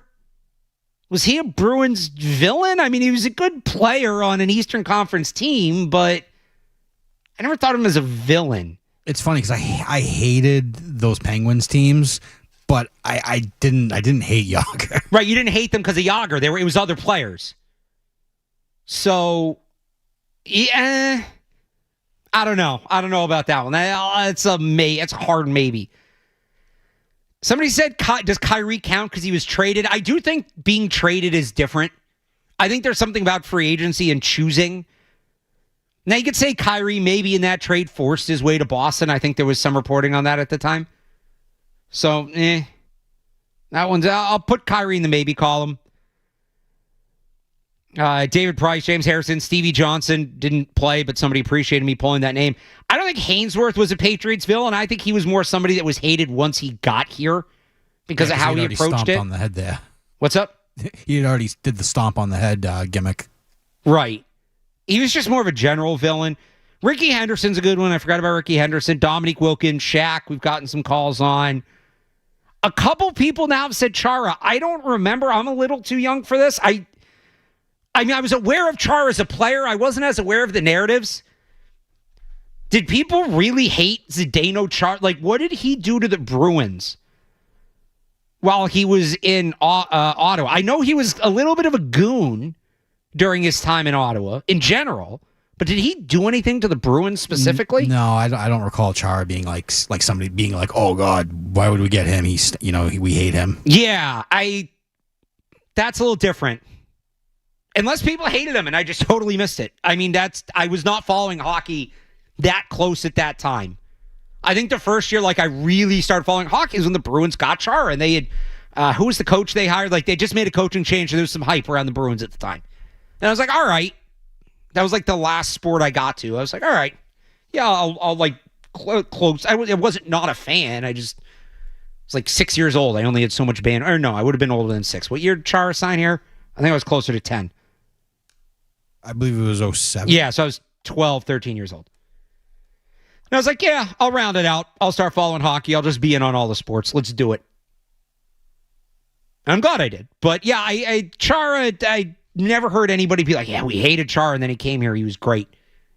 So we got to get these headlines. You guys are still calling in, 617-779-0985. I'll keep taking the calls It's Alex Barth taking up until 5 o'clock on the Sports Hub. From the Town Fair Tire Studio, the game is on the Sports Hub. Goes to the backhand and score! Two-hand slam! Boston's home for sports. I love this team. 98.5, the Sports Hub, a Beasley Media Group station. Sports Hub headlines. The Red Sox playing their final game before the All-Star break, and they're not willing to head into the break just yet. They trailed 2-0 for most of this game. But in the last couple of minutes here, pushed 2 runs across in the top of the 9th. Montesario with a bases-loaded walk and a Jarren Duran single have this thing knotted at 2. Meanwhile, Mets go down in the bottom of the 9th. We're headed to extras in this one. It's been totally Brian Bayo, who was recalled this morning, 4 1/3 allowed 1 run, and Aroldis Chapman for the Red Sox. And again, they're coming up in the top of the 10th here. We'll keep you posted on that one. We'll keep an eye on that.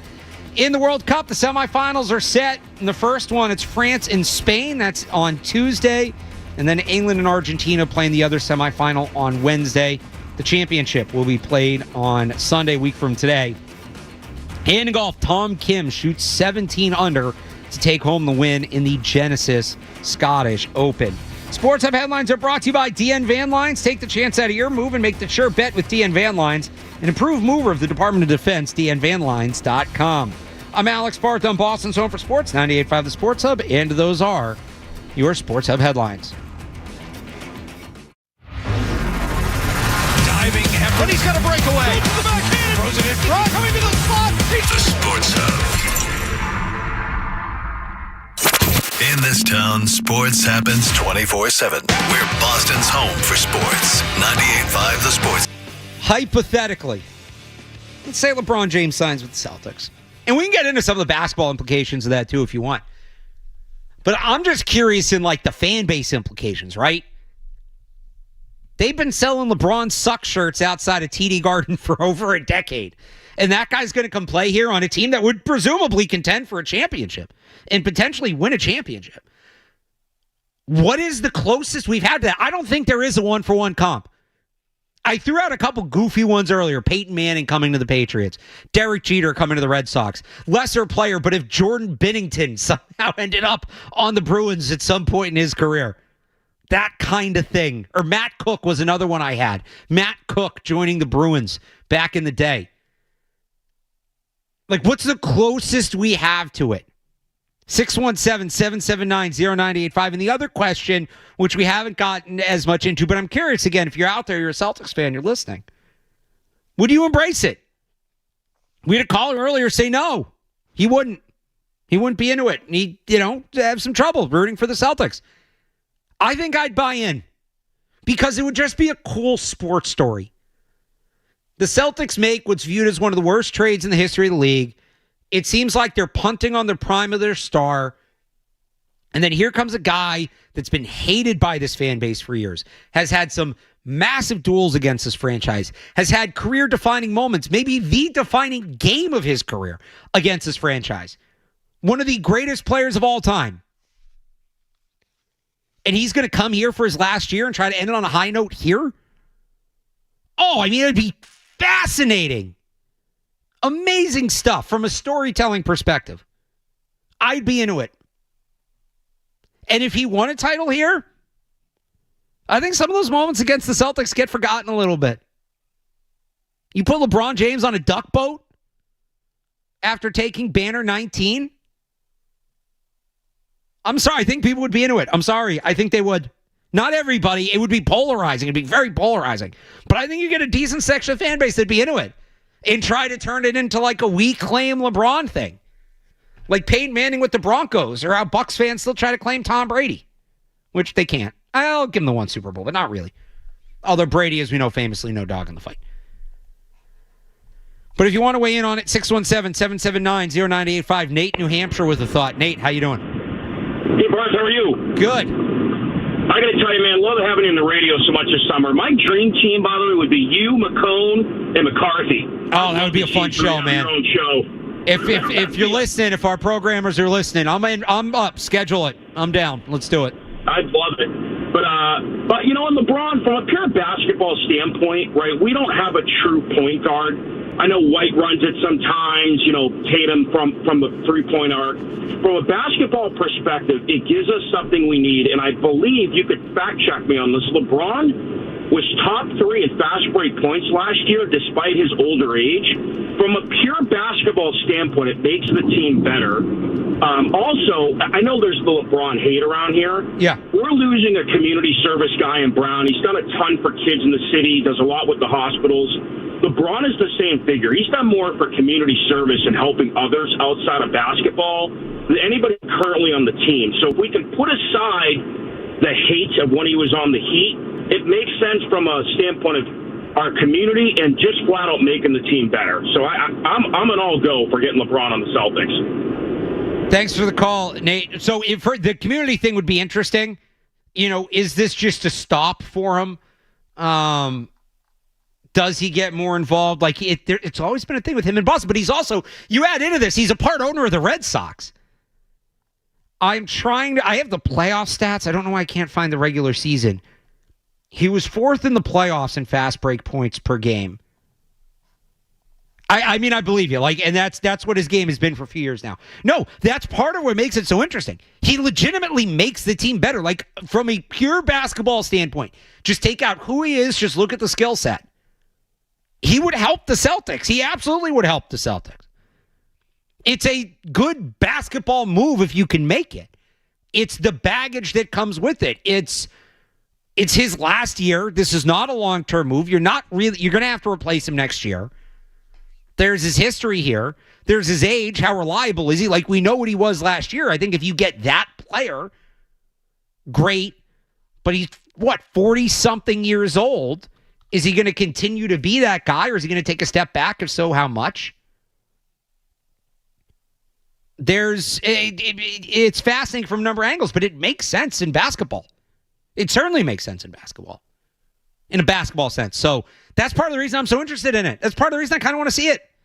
I don't think it's going to happen. And I'll be clear about this, because I'm going to get, he's going to sign with the Heat tomorrow, or the Cavs tomorrow, or the Sixers tomorrow, and I'm going to get a million tweets. Oh, I remember you said over the weekend that LeBron was going to sign with the Celtics. Not remotely what I'm saying. I just think if he did, it would be a fascinating story. But I don't think he's going to. I don't want to say we're wasting time. This is great. I've killed almost 3 hours on a Sunday doing this with nothing going on in the sports world. Couldn't talk Red Sox. They're in action. Meanwhile, bottom of the 10th, they lead 3-2. But it's a fun concept. It's one of those fun what ifs. Dawn in Bridgewater on Boston Sports Villains. Dawn. Yeah, this is John, actually. That's okay. I don't know if anyone's mentioned this one yet. How about Dennis Eckersley?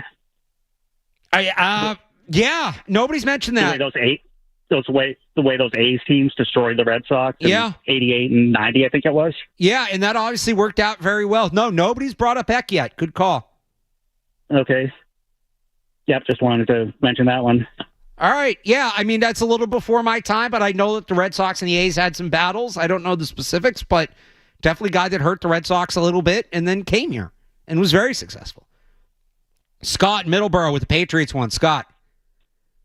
Hey, did anybody mention Stephon Gilmore? Turn left after. Yeah, I don't know that I'd consider Gilmore because he wasn't good with the Bills.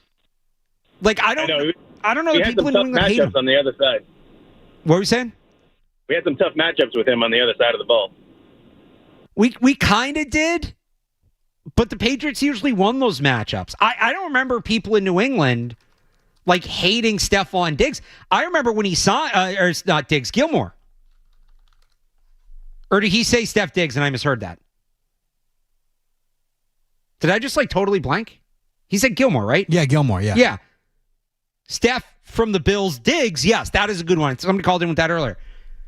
It's been a long show. It's been a long weekend. I remember at the time, people thought the Patriots were crazy for giving Gilmore that contract because he'd underperformed in Buffalo for so long. Bills fans were ecstatic they'd finally gotten rid of him. And then remember, he came here and sucked out of the gate. And then he got hurt. There's that Thursday night game against Tampa. He got beat bad. They put him on IR. And he came back, and like he was, I forget what the injury was, but it was clearly just like you need some time. And then when he came back, he was the best corner in football for like 2.5 years. he was not outstanding in Buffalo. His last year with Buffalo, I think he was okay. But I don't think anybody, I wouldn't put him with Revis. I understand why so many people have said Revis. It makes sense. He came here, he beat the Patriots in a playoff game with the Jets. He was one of the best corners in the league on arrival. Gilmore was seen as kind of a draft bust for Buffalo. He was a first-round pick. I want to say 14th overall. I'm kind of pulling that out of nowhere. 10th overall. And he was seen as kind of a bust until he came here and they fixed him. So not Gilmore. I'll give you Diggs. I'll give you Steph from Buffalo, Diggs. If you want an AFC corner, I'll give you Revis. AFC East corner, I'll give you Revis. I don't think I'm going Gilmore. I don't think he qualifies for this. 617-779-0985. Looks like the Red Sox could get to the second year. Oh, I'm not saying anything yet. But the Red Sox, hopefully, finishing things up. No, not quite. But we got to hit a break. When we come back, maybe this Red Sox game will be over. They're down to the last out. And we'll wrap this up talking a little Red Sox, where they are going into the All-Star break, what comes next, trade deadline, maybe even a little home run derby. Or if you want to keep calling, Boston sports villains that came to Boston. 617-779-0985. We'll be back right after this. It's Alex Barth on the Sports Hub. Boston's home for sports. 98.5 The Sports Hub. Back here on 98.5 The Sports Hub. Alex Barth taking up until 5 o'clock. And we're going to do a little Red Sox post game for the next 40 minutes because the Boston Red Sox, who were shut down for 8 innings in Queens, scored twice in the 9th, once in the top of the 10th. Garrett Whitlock shuts the door. And for the second year in a row, the Boston Red Sox are the hottest team in baseball heading into the All-Star break. They have now won 9 in a row. It was 10 last year, that 10-game win streak. They have won 14 of their last 16, going back to the start of that Yankee series when they returned from the West Coast trip on June 25th. And as we sit here right now, I actually don't even know if this is updated. There it is. They're showing it. They are tied. They are tied for the last playoff spot in the American League. Now, they're still 2 games under 500. And they're tied with the Mariners, Twins, and I think it's just the Mariners and the Twins. Yeah, they're the third team. Who the Mariners are currently beating the Rays in the top of the 9th. And the Twins, where are the Twins? Why am I not seeing the Twins on here? The Twins are beating the Angels 3-2 in the middle of the 8th. So they could fall back out again, but they're right there. They're right there. If you hear my phone blowing up in the background. So I have a friend from college. I mean, just insane baseball mind. Unbelievable baseball mind. Just gets the game really well. We joke sometimes that he's a time machine. I remember in 2013, he said to me in March, and this isn't something he would do every year, just 2013 March goes, oh, the Red Sox are going to win the World Series this year. I'm like, yeah, okay. They just sold off half their team. No way. No, they're going to win it. And they did. And it's the only year he's ever done that. He texted us on June 29th. So this was after the sweep of the Yankees. And he said, and this was in a group chat, you guys are so ill-prepared for the stuff the Red Sox are about to do. And I replied, no, I don't think so. He said, you're ill-prepared. I said, nah, that's okay. And he goes, what if they go 10-2 in the next 12 and go into the break at 46-48 within 2 of a wild card spot? He said this to me on June 29th. And then I said, yeah, sure. If they don't lose again between now and the All-Star break, I'll be more prepared. He asked me what the bar was. And he goes, I'm giving you 14-2. Take it. I said, that would be pretty funny. And anyway, he's replying to all the reason I could see these from 2 weeks ago is because he was replying to all the texts. to remind me what happened, and I might have bet him a lunch, and I now owe him a lunch. So congratulations, Brian. It's exactly what happened. It's unbelievable. I don't care that he called it. It's unbelievable. Now, the question is, what does it really mean? They're still under 500. They had this hot streak last year, came out of the All-Star break, kind of played 500-ish ball for the rest of the year. They had like one other long winning, like 7-game winning streak, I think it was, late in the year. Oh, sorry, no, they were 36-28 after the break last year, after they do the 10-game winning streak to get in, to go into the break. But they get bounced in the first round by the Yankees, and it's an early exit, and the team was still clearly not good enough. So, to be fair, you can't not buy the Red Sox as a playoff team. Like, the Red Sox, they're in the mix. Like it or not, under 500, whatever you want to call it, the Red Sox are in the playoff race at the All-Star break, period, full stop. That is a reality. That is not coping. That is not being a homer. If you look at the standings, the Red Sox are in this thing. They were in last place in the league, what was it, 2-3 weeks ago? Something like that. They were more than 10 games under 500. I think it was right around mid-June. I have the schedule up here. I think they bottomed out at, they were 29-43, and then they were 31-45. That was around June 19th to 22nd. Now, it helps them that the American League sucks. For instance, if they were in the National League, they'd be like 6 games out of a playoff spot with their current record. So this isn't just a them thing. But the reality of it, the truth of it, is they're in the mix for the playoffs. And there was debate, the run differential versus the record, right? Everybody kind of agreed, well, those things even out in the end. The disagreement was, what's the real number? Is the record more realistic to who they are? And the run differential is eventually going to come down and reflect that? Or is the run differential reflective of who they are? And the record will come up to show that. The expected win-loss on MLB.com for the Red Sox right now is 49-44. They're at 46 wins. That's a massive disparity.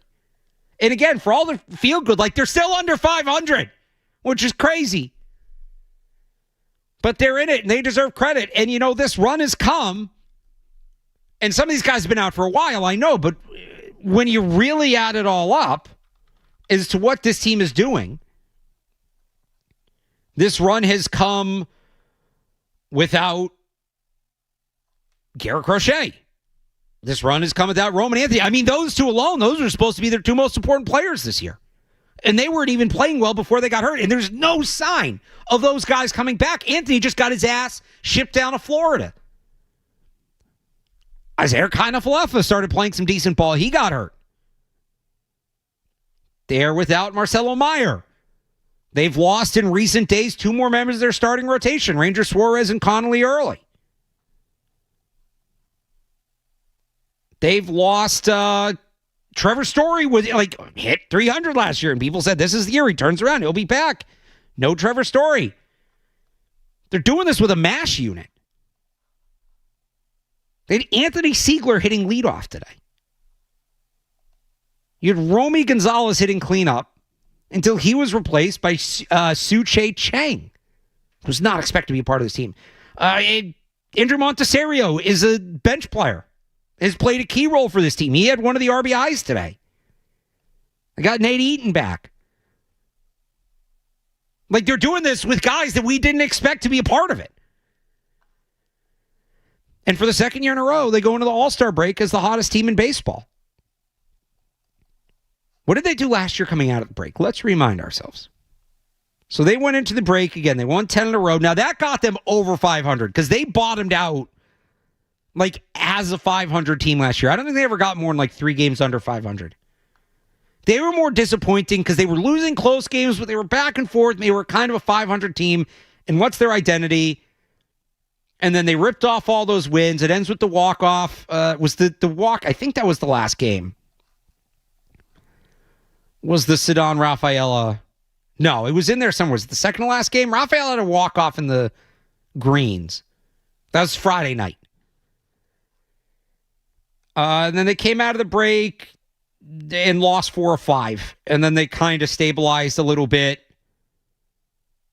And then they won 7 in a row around the trade deadline, July 29th to August 5th. That was their other big winning streak. And they're kind of 500 team from there on out. So they had a 10-game winning streak, a 7-game winning streak. So it gets you 17 games up. And they finished 89 and 73. So they were slightly under 500 around that. So they're going to have to come out of this on the same side in the same way. Now they will, you think, get some reinforcements. Again, we don't know when Crochet and Anthony are coming back, if at all. But do they get, is Connolly early? Is this a minor thing? Is he going to be back? Is Ranger Suarez going to be back?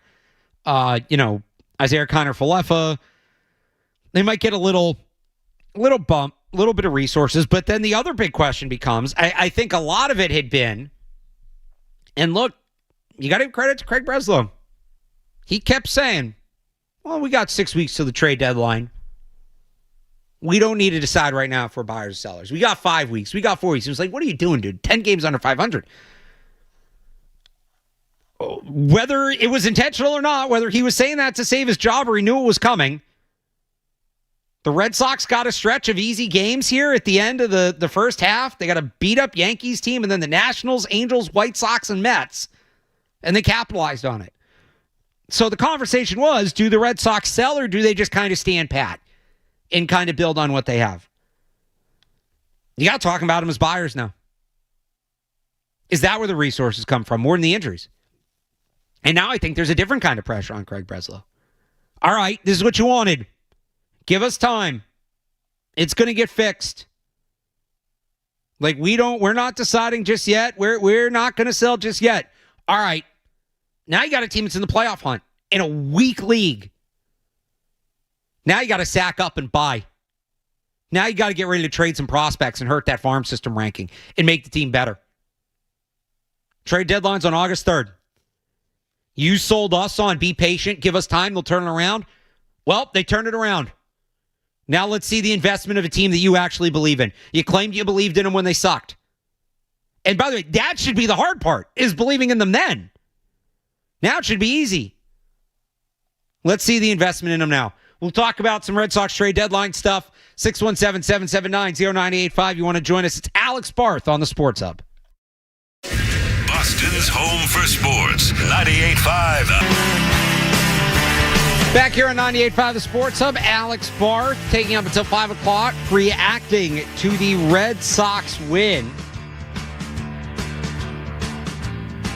as they get back to 2 games within 500 and are in the playoff mix. Some numbers coming out of this game here. So again, the Red Sox trailed basically the whole day against the Mets, and they were really kind of having some non-competitive at-bats until the 9th inning when they load the bases. I'll give you the rundown here for those who missed it. Sidon Rafaela singles. Wilyer pops out. There's an error. And then Caleb Durbin walks. So it's bases loaded with just one hit. Andrew Montesario walks in a run. And then Jaron Duran singles. So the Red Sox tied at 2. Yoshida grounds into a double play. Chapman shuts the door in the 9th. They get a sac bunt and a sac fly from Connor Wong and Anthony Siegler to score the go-ahead run in the top of the 10th. And then in the bottom of the 10th, 1-2-3 with Garrett Whitlock. According to Tom Caron on Twitter, first win of the season for the Red Sox when trailing after 8 innings. It had been 0-43 in those situations before that. And yeah, they've not been a good late-game team. They haven't been. Additionally, 9-game win streak, right? 3 road sweeps to go into the break. Now, it's against some dregs. The White Sox aren't bad, but the Angels, the White Sox, and the Mets. But 3 road sweeps to go into the break. And now here's where things get complicated. And by the way, looks like the Mariners game has gone final, so the Red Sox will not be in a playoff position in the All-Star break. They'll be half a game out. Yeah, that just went final. 8-2 win over the Rays. So they'll be half a game out, probably tied with the Twins. They're finishing their game up as well, and they just scored again. They're up 4-2. But they're right there. But here's where the test is going to come now for the Red Sox. Because what's been one of the most annoying things about this Red Sox team this year? They have not been good at home. They haven't been. They've not been able to win at Fenway Park. So far this season, they are now 29-21. They are 8 games over 500 on the road. Only the New York Yankees have more road wins in the American League than the Boston Red Sox. They're 31-22. Again, the Red Sox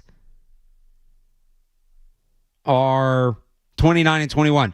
Meanwhile, at 17-27 at Fenway Park, the Red Sox have the worst home record in the American League, the worst home record in all of baseball.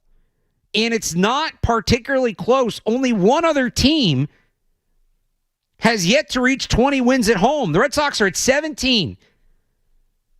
Only one other team, I don't even think anybody's at 20. No, only one other team is fewer than 21. That's the A's. They're at 19, and they don't even really have a home ballpark. So they don't really count. The Red Sox will come out of the break with 10 games in a row at home, all in the division. And by the way, if you're interested in this kind of thing, the Red Sox 10 games back in the division behind the Rays. They're 3 back of the Yankees for second place. But the Red Sox come out at home starting on Friday, 4 against the Rays, 3 against the Orioles, 3 against Toronto. And then they go out west. They play the A's for 4 and then the Dodgers for 3 before they come back for Chicago and the A's again. And actually, that Dodger series takes them up to the trade deadline. So between now and the trade deadline, it's a 10-game homestand against the Rays, Orioles, and Blue Jays. And then a West Coast road trip, 4 against the Athletics, 3 against the Dodgers. And then that's deadline day. That's what's between now and then. They have to start winning at home. They have to start winning at home. No way around it. If this is going to be a real thing, like, I don't want to say, all right, now show me a real turnaround, because they've turned it around. They've been excellent. But, okay, like, the momentum needs to continue. You can't, like, don't let this just be a fun stretch and then go back to sucking, because that's kind of what happened last year. They won 10 in a row going into the break last year. And then they kind of fell apart. Not fell apart, but struggled out of the break. Can't let that happen again. And that means starting to win. They have the worst record at home in Major League Baseball. They have to start winning again at home. The other thing, as I mentioned before the break, and if you want to weigh in on any of this, 617-779-0985. For weeks, we heard from Craig Breslow, and it was frustrating at the time. The team's 10 games under 500. They were in last place in the league for as late in the year as they'd been since 1966, I think it was. They were a dumpster fire. I'm not going to mince words on it. They were a dumpster fire. Yet we had to hear Craig Breslow come out and say, we still got 6 weeks to the deadline. A lot of baseball left to be played. Be patient. It's like, dude, can you be realistic? And whether he was just being too optimistic or he saw it coming with an easy schedule, here they are. All right. It's a weak American League and you're in the race. Now you don't get to sit on your hands and say, we're not going to do anything.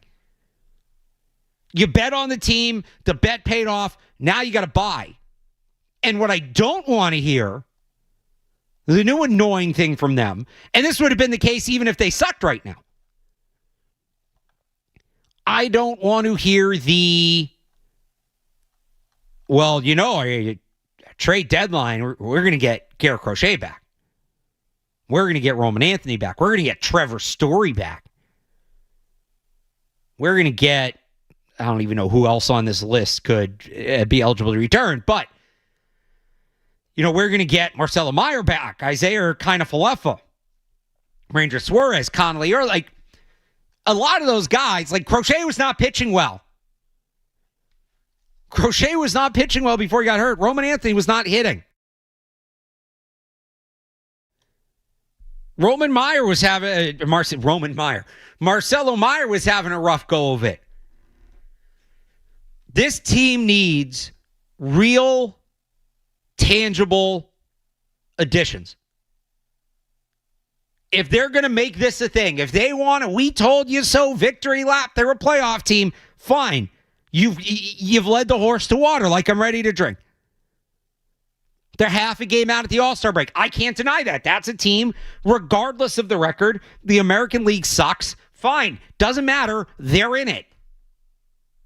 I said this 2 years ago when everybody was chirping the Celtics for a weak playoff run. Last year when everybody said the Patriots schedule was weak. They don't put your record on the banner. Or sorry, they sometimes they do put the record on the banner. They don't put your strength of schedule on the banner. They don't put your strength of schedule on the banner. Half a game out of a playoff spot is half a game out of a playoff spot, whether you're 10 games over 500 or 10 games under. Frankly, if the league sucks, it's all the more reason you should be aggressive. Because it's kind of wide open. The Rays are at 56 wins. The White Sox and Guardians are both at 50. 3 50-win teams in the league. The National League has 8. For comparison's sake, I said this earlier, the Red Sox would be 5 games out in multiple spots back of a playoff spot with their record in the National League. There would be 5 teams between them and the final playoff spot. Although I assume the Padres are still playing. That it could go down to 4 depending on what happens today, but you get the point, right? Their record indicates they shouldn't be in this spot, but wherever they're in this spot, the American League blows. All the more reason to capitalize. Because let's say they get into this thing. And I'll admit it, I didn't think they were getting into it. I told you guys earlier, my friend is blowing up my phone. I owe him a lunch from Cane's. That was the bet. I completely forgot about this. I owe him lunch from Cane's. And even he's admitting, he just texted. Going 14-2 is genuinely crazy after what happened in Colorado, which is when we were texting on that Monday, but I think it was before the Red Sox played. But this is where they are. Who in the American League scares you if they get in? Tampa? Does Tampa really scare you? Does Chicago? I know the Yankees are kind of banged up, but it's the Yankees and weird things can happen. And they also haven't been very good at home this year. They've been better than the Red Sox, but they're 23-20. Like, it's a down year. Like, all right, you get to the World Series, you get your doors blown off by a National League team, whatever. I feel like, by the way, this is the 3rd time this year we've had this conversation. We did this with the Patriots. Before it was clear that they were, like, totally going to be kind of a wagon, it was, well, the AFC sucks. If they just get to the playoffs, it's anybody's game. And yeah, they're playing a weak schedule, but you take advantage of the weak schedule. Then we did it with the Celtics. Oh, bridge year, but the East blows. And I stand by that, by the way. Like, the Knicks took advantage of a weak path and then got a Spurs team that wasn't prepared. And they looked like the only legit team in the East in the playoffs. They just win some games, get in. Tatum comes back healthy. Whoever they play, they can make a run. Blah, blah, blah. It's not a good conference. And maybe they get blown out by the Spurs or the Nuggets or whoever in the finals, but they got there. Whoop-de-doo, right? I don't think we did this with the Bruins. I don't think the Bruins were good enough for us to do this, and the East was stacked in hockey this year. So it's a little bit of a tougher conversation. But we can have that conversation in baseball. The AL sucks. The pressure is now on Craig Breslow. He called his shot. They were like 13 games under 500. They were in last place, and he was telling people to wait and be patient. And then guys got hurt. Key players got hurt, went down, and he only doubled down on it and said, no, we believe in this team. This team is still like, we're not counting them out just yet, which was quite the statement to make at the time. And here we are. Now show us you're willing to invest. You called your shot. Great. Now capitalize on it. Really stick the landing. Get into a real playoff series. Don't just get bounced in the first round. Give this team some ammunition to compete. Because there is nobody you look at in the American League that's like, yeah, all right, they're going to back in, but they're going to play this team in the first round and get smoked. Again, if they were in the National League, they had to play the Dodgers or the Brewers. Like, yeah, I might feel that way and say, yeah, I know they're kind of in it. But it's probably better if they bottom out a little bit and, just reset this thing. Now it's like, all right, so let's say they get, and realistically, they're even in play for the second wild card, I would say. They are 3 out, if I'm reading this correctly. I don't know why the MLB standings page reads so difficult. Yeah. They're 3 out, 3 behind Cleveland. It might be 3.5. I think Cleveland is still playing. They just won. So, yeah, they're 3.5 out of Cleveland for the second wild card spot. They are 7 back of the Yankees for the top wild card. That might be, and they have some games with the Yankees left, of course, and it's not impossible for them to close that gap. But they could even get to the second wild card. Okay, so you're going to end up playing either the AL West winner, which is probably going to be the Rangers or the Mariners, who are 2 500 teams.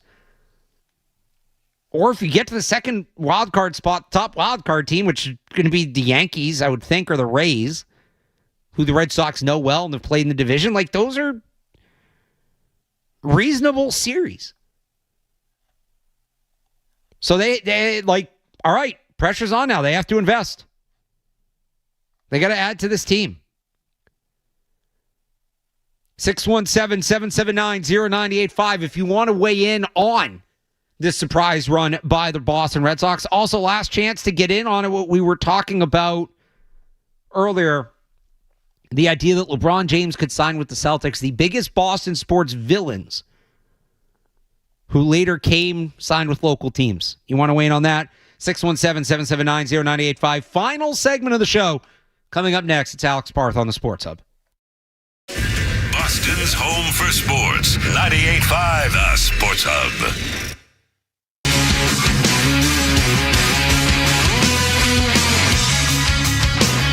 Final segment here on the Sports Hub for the weekend. It's Alex Barth. Thanks, everybody, for hanging out. Thanks, everybody, who called in. You guys made this shift a breeze. Look, I love doing this. I'll take all the on-air opportunities I can get. I have always wanted to do this. Like, the writing I do during the week is obviously a big part of my job, and I don't hate that. But my favorite thing about what I do is being on air. And, again, I'll take any chance I can get to come on the air and talk sports and talk ball with the city of Boston. But that being said, the Sunday summer solo shift, if I had to say, like, the favorite verse, not like, this is a little bit of a tougher one than some of the others. And you guys made this fly by with all those calls. And then obviously you took me right up. Literally, we had like full phone lines till the Red Sox game ended, and then we were able to do some baseball. And so you guys crushed it. You guys made this a much easier show than I thought I was going to have to do today. So I appreciate y'all. Thank you for that. And we'll keep it going. The friend group where I owe my friend lunch for him calling the Red Sox, literally going 14-2 going into the break. We might be going to the Red Sox games next weekend now. That's in the works. So I guess I know when I'll be paying that debt off. But I want to go now. Like, there's buzz. There's a little bit of buzz. That's all you can ask for with this team. There's buzz. Naturally, it comes right as training camp's coming back. They didn't give us much buzz during the dog days of the summer. And we didn't get to the training camp stuff. I apologize. I said I was going to get to that. I'm do it real quick here. We got 4 minutes. Some of the stuff, because I'm starting to, I don't always write stuff the day before I publish it. Sometimes if it's something like a training camp preview, some of the draft stuff I do, and I'll go back and alter it if I need to. But the idea is, like, some of this training camp preview stuff I can get written a little ahead of time. So that week, as news comes out, Mike Vrabel will talk on Friday. They usually have some roster moves, players go on PUP, whatever. Like, I'm around for that. So some of the stuff I'm working on, position battles to watch. One thing to watch at each position, not position battles. Players with a lot to prove, like some guys that'll be in the spotlight this summer, some guys I'll be looking at when we get out there in a couple of weeks. Pop Douglas is a big one after the spring he had, going in no particular order here. Obviously, Will Campbell. How does he bounce back after the rough playoffs? Was that the injury? Was it not? We'll find out. Braden Swinson. They need help on the edge, man. Was viewed as one of their best draft picks last year, pound for pound. A top 100 pick, went in the middle of day 3. So we'll see what he can do. So we'll have that coming up. I also didn't talk about in the Red Sox. Great stuff from Brian Bayo today. 4 1/3, 2 hits, no runs allowed. Like, he might just be a long reliever. Maybe they need to put him in like an Andrew Miller role. That'll be probably one of the talking points this week. Do you keep him up with the big club? In what capacity do you keep him up with the big club? He was starting in Worcester. All 4 of his appearances in Worcester were starts. So he didn't come out of the bullpen. And then even the last start he made, the last appearance he made, I should say, before he got sent down was a start. I don't think he'd come out of the bullpen since May before today. And again, was excellent. They got 3 and change from Tolley. Bayo came in. Again, 4 1/3, 2 hits, an earned run, no walks, 5 Ks. So that'll be something else to watch as well. We'll talk more about it. I wanted to get to more of that training camp stuff. We'll obviously have the Red Sox stuff. And also, we'll go back to Boston sports villains that made their way here. Although I think we got to most of them. But if you want to have more of that talk, I'll be back on tomorrow night. It's only a 3-hour night show. It's All-Star Week. Nothing going on. Deadest week on the sports calendar. I always seem to have the show the day after the All-Star game. That's the one day of the year, the one day on the calendar where there's no MLB, NFL, NHL, or NBA. Or like NFL season, right? There's a couple weeks where, oh no, because baseball's in action then. So it's the only one a week like that. But I'll be on tomorrow night. Home Run Derby too. I'm a big Home Run Derby guy. We'll talk about that. So I'll talk to y'all tomorrow night at 7. I am also filling in on Felger and Maz on Tuesday and on Friday. So a couple chances to hear from me this week, and then I'll be on next weekend in the mornings. And then we start podcasting again for the Patriots, baby. It'll be training camp week. I had some crazy Sunday scaries yesterday because I'd come and do the show. 3 shows next week, 2 the weekend after that, and then it's training camp week. So the Sunday scares are hitting for me. I don't believe summer ends on the 4th of July. I hate that take personally. But it ends for me sooner than a lot of people because training camp gets back. We're almost there. So we will have a lot to talk about. Again, tomorrow night at 7, I'll talk to you then. You can also read me on 985thesportshub.com. Follow me on social media at RealAlexBarth. Jeff Williams, fantastic job as always. And I will talk to you all tomorrow night. Bye. From the Delaware Tiger Studios, this is Boston's home for sports. The flagship station of the Patriots, Bruins, the Celtics, WBCFM and HD Boston 98.5, the Sports Hub. Leslie Media Group station celebrating 65 years of broadcasting. You need to know. Yannick Sinner and Sasha Zverev played to tiebreaks in the first 2 sets. Zverev won the first, Sinner won the second. And then in the next 2, it was all Sinner. The forehand winner from Yannick Sinner, who keeps his Wimbledon crown flat on his back. What a performance. What a match. What drama. What brilliance from both. Call courtesy of Wimbledon Radio. Sinner wins in 4 sets, winning the final 2 6-3, 6-4. It is the second straight Wimbledon title for the world number 1. 5th Grand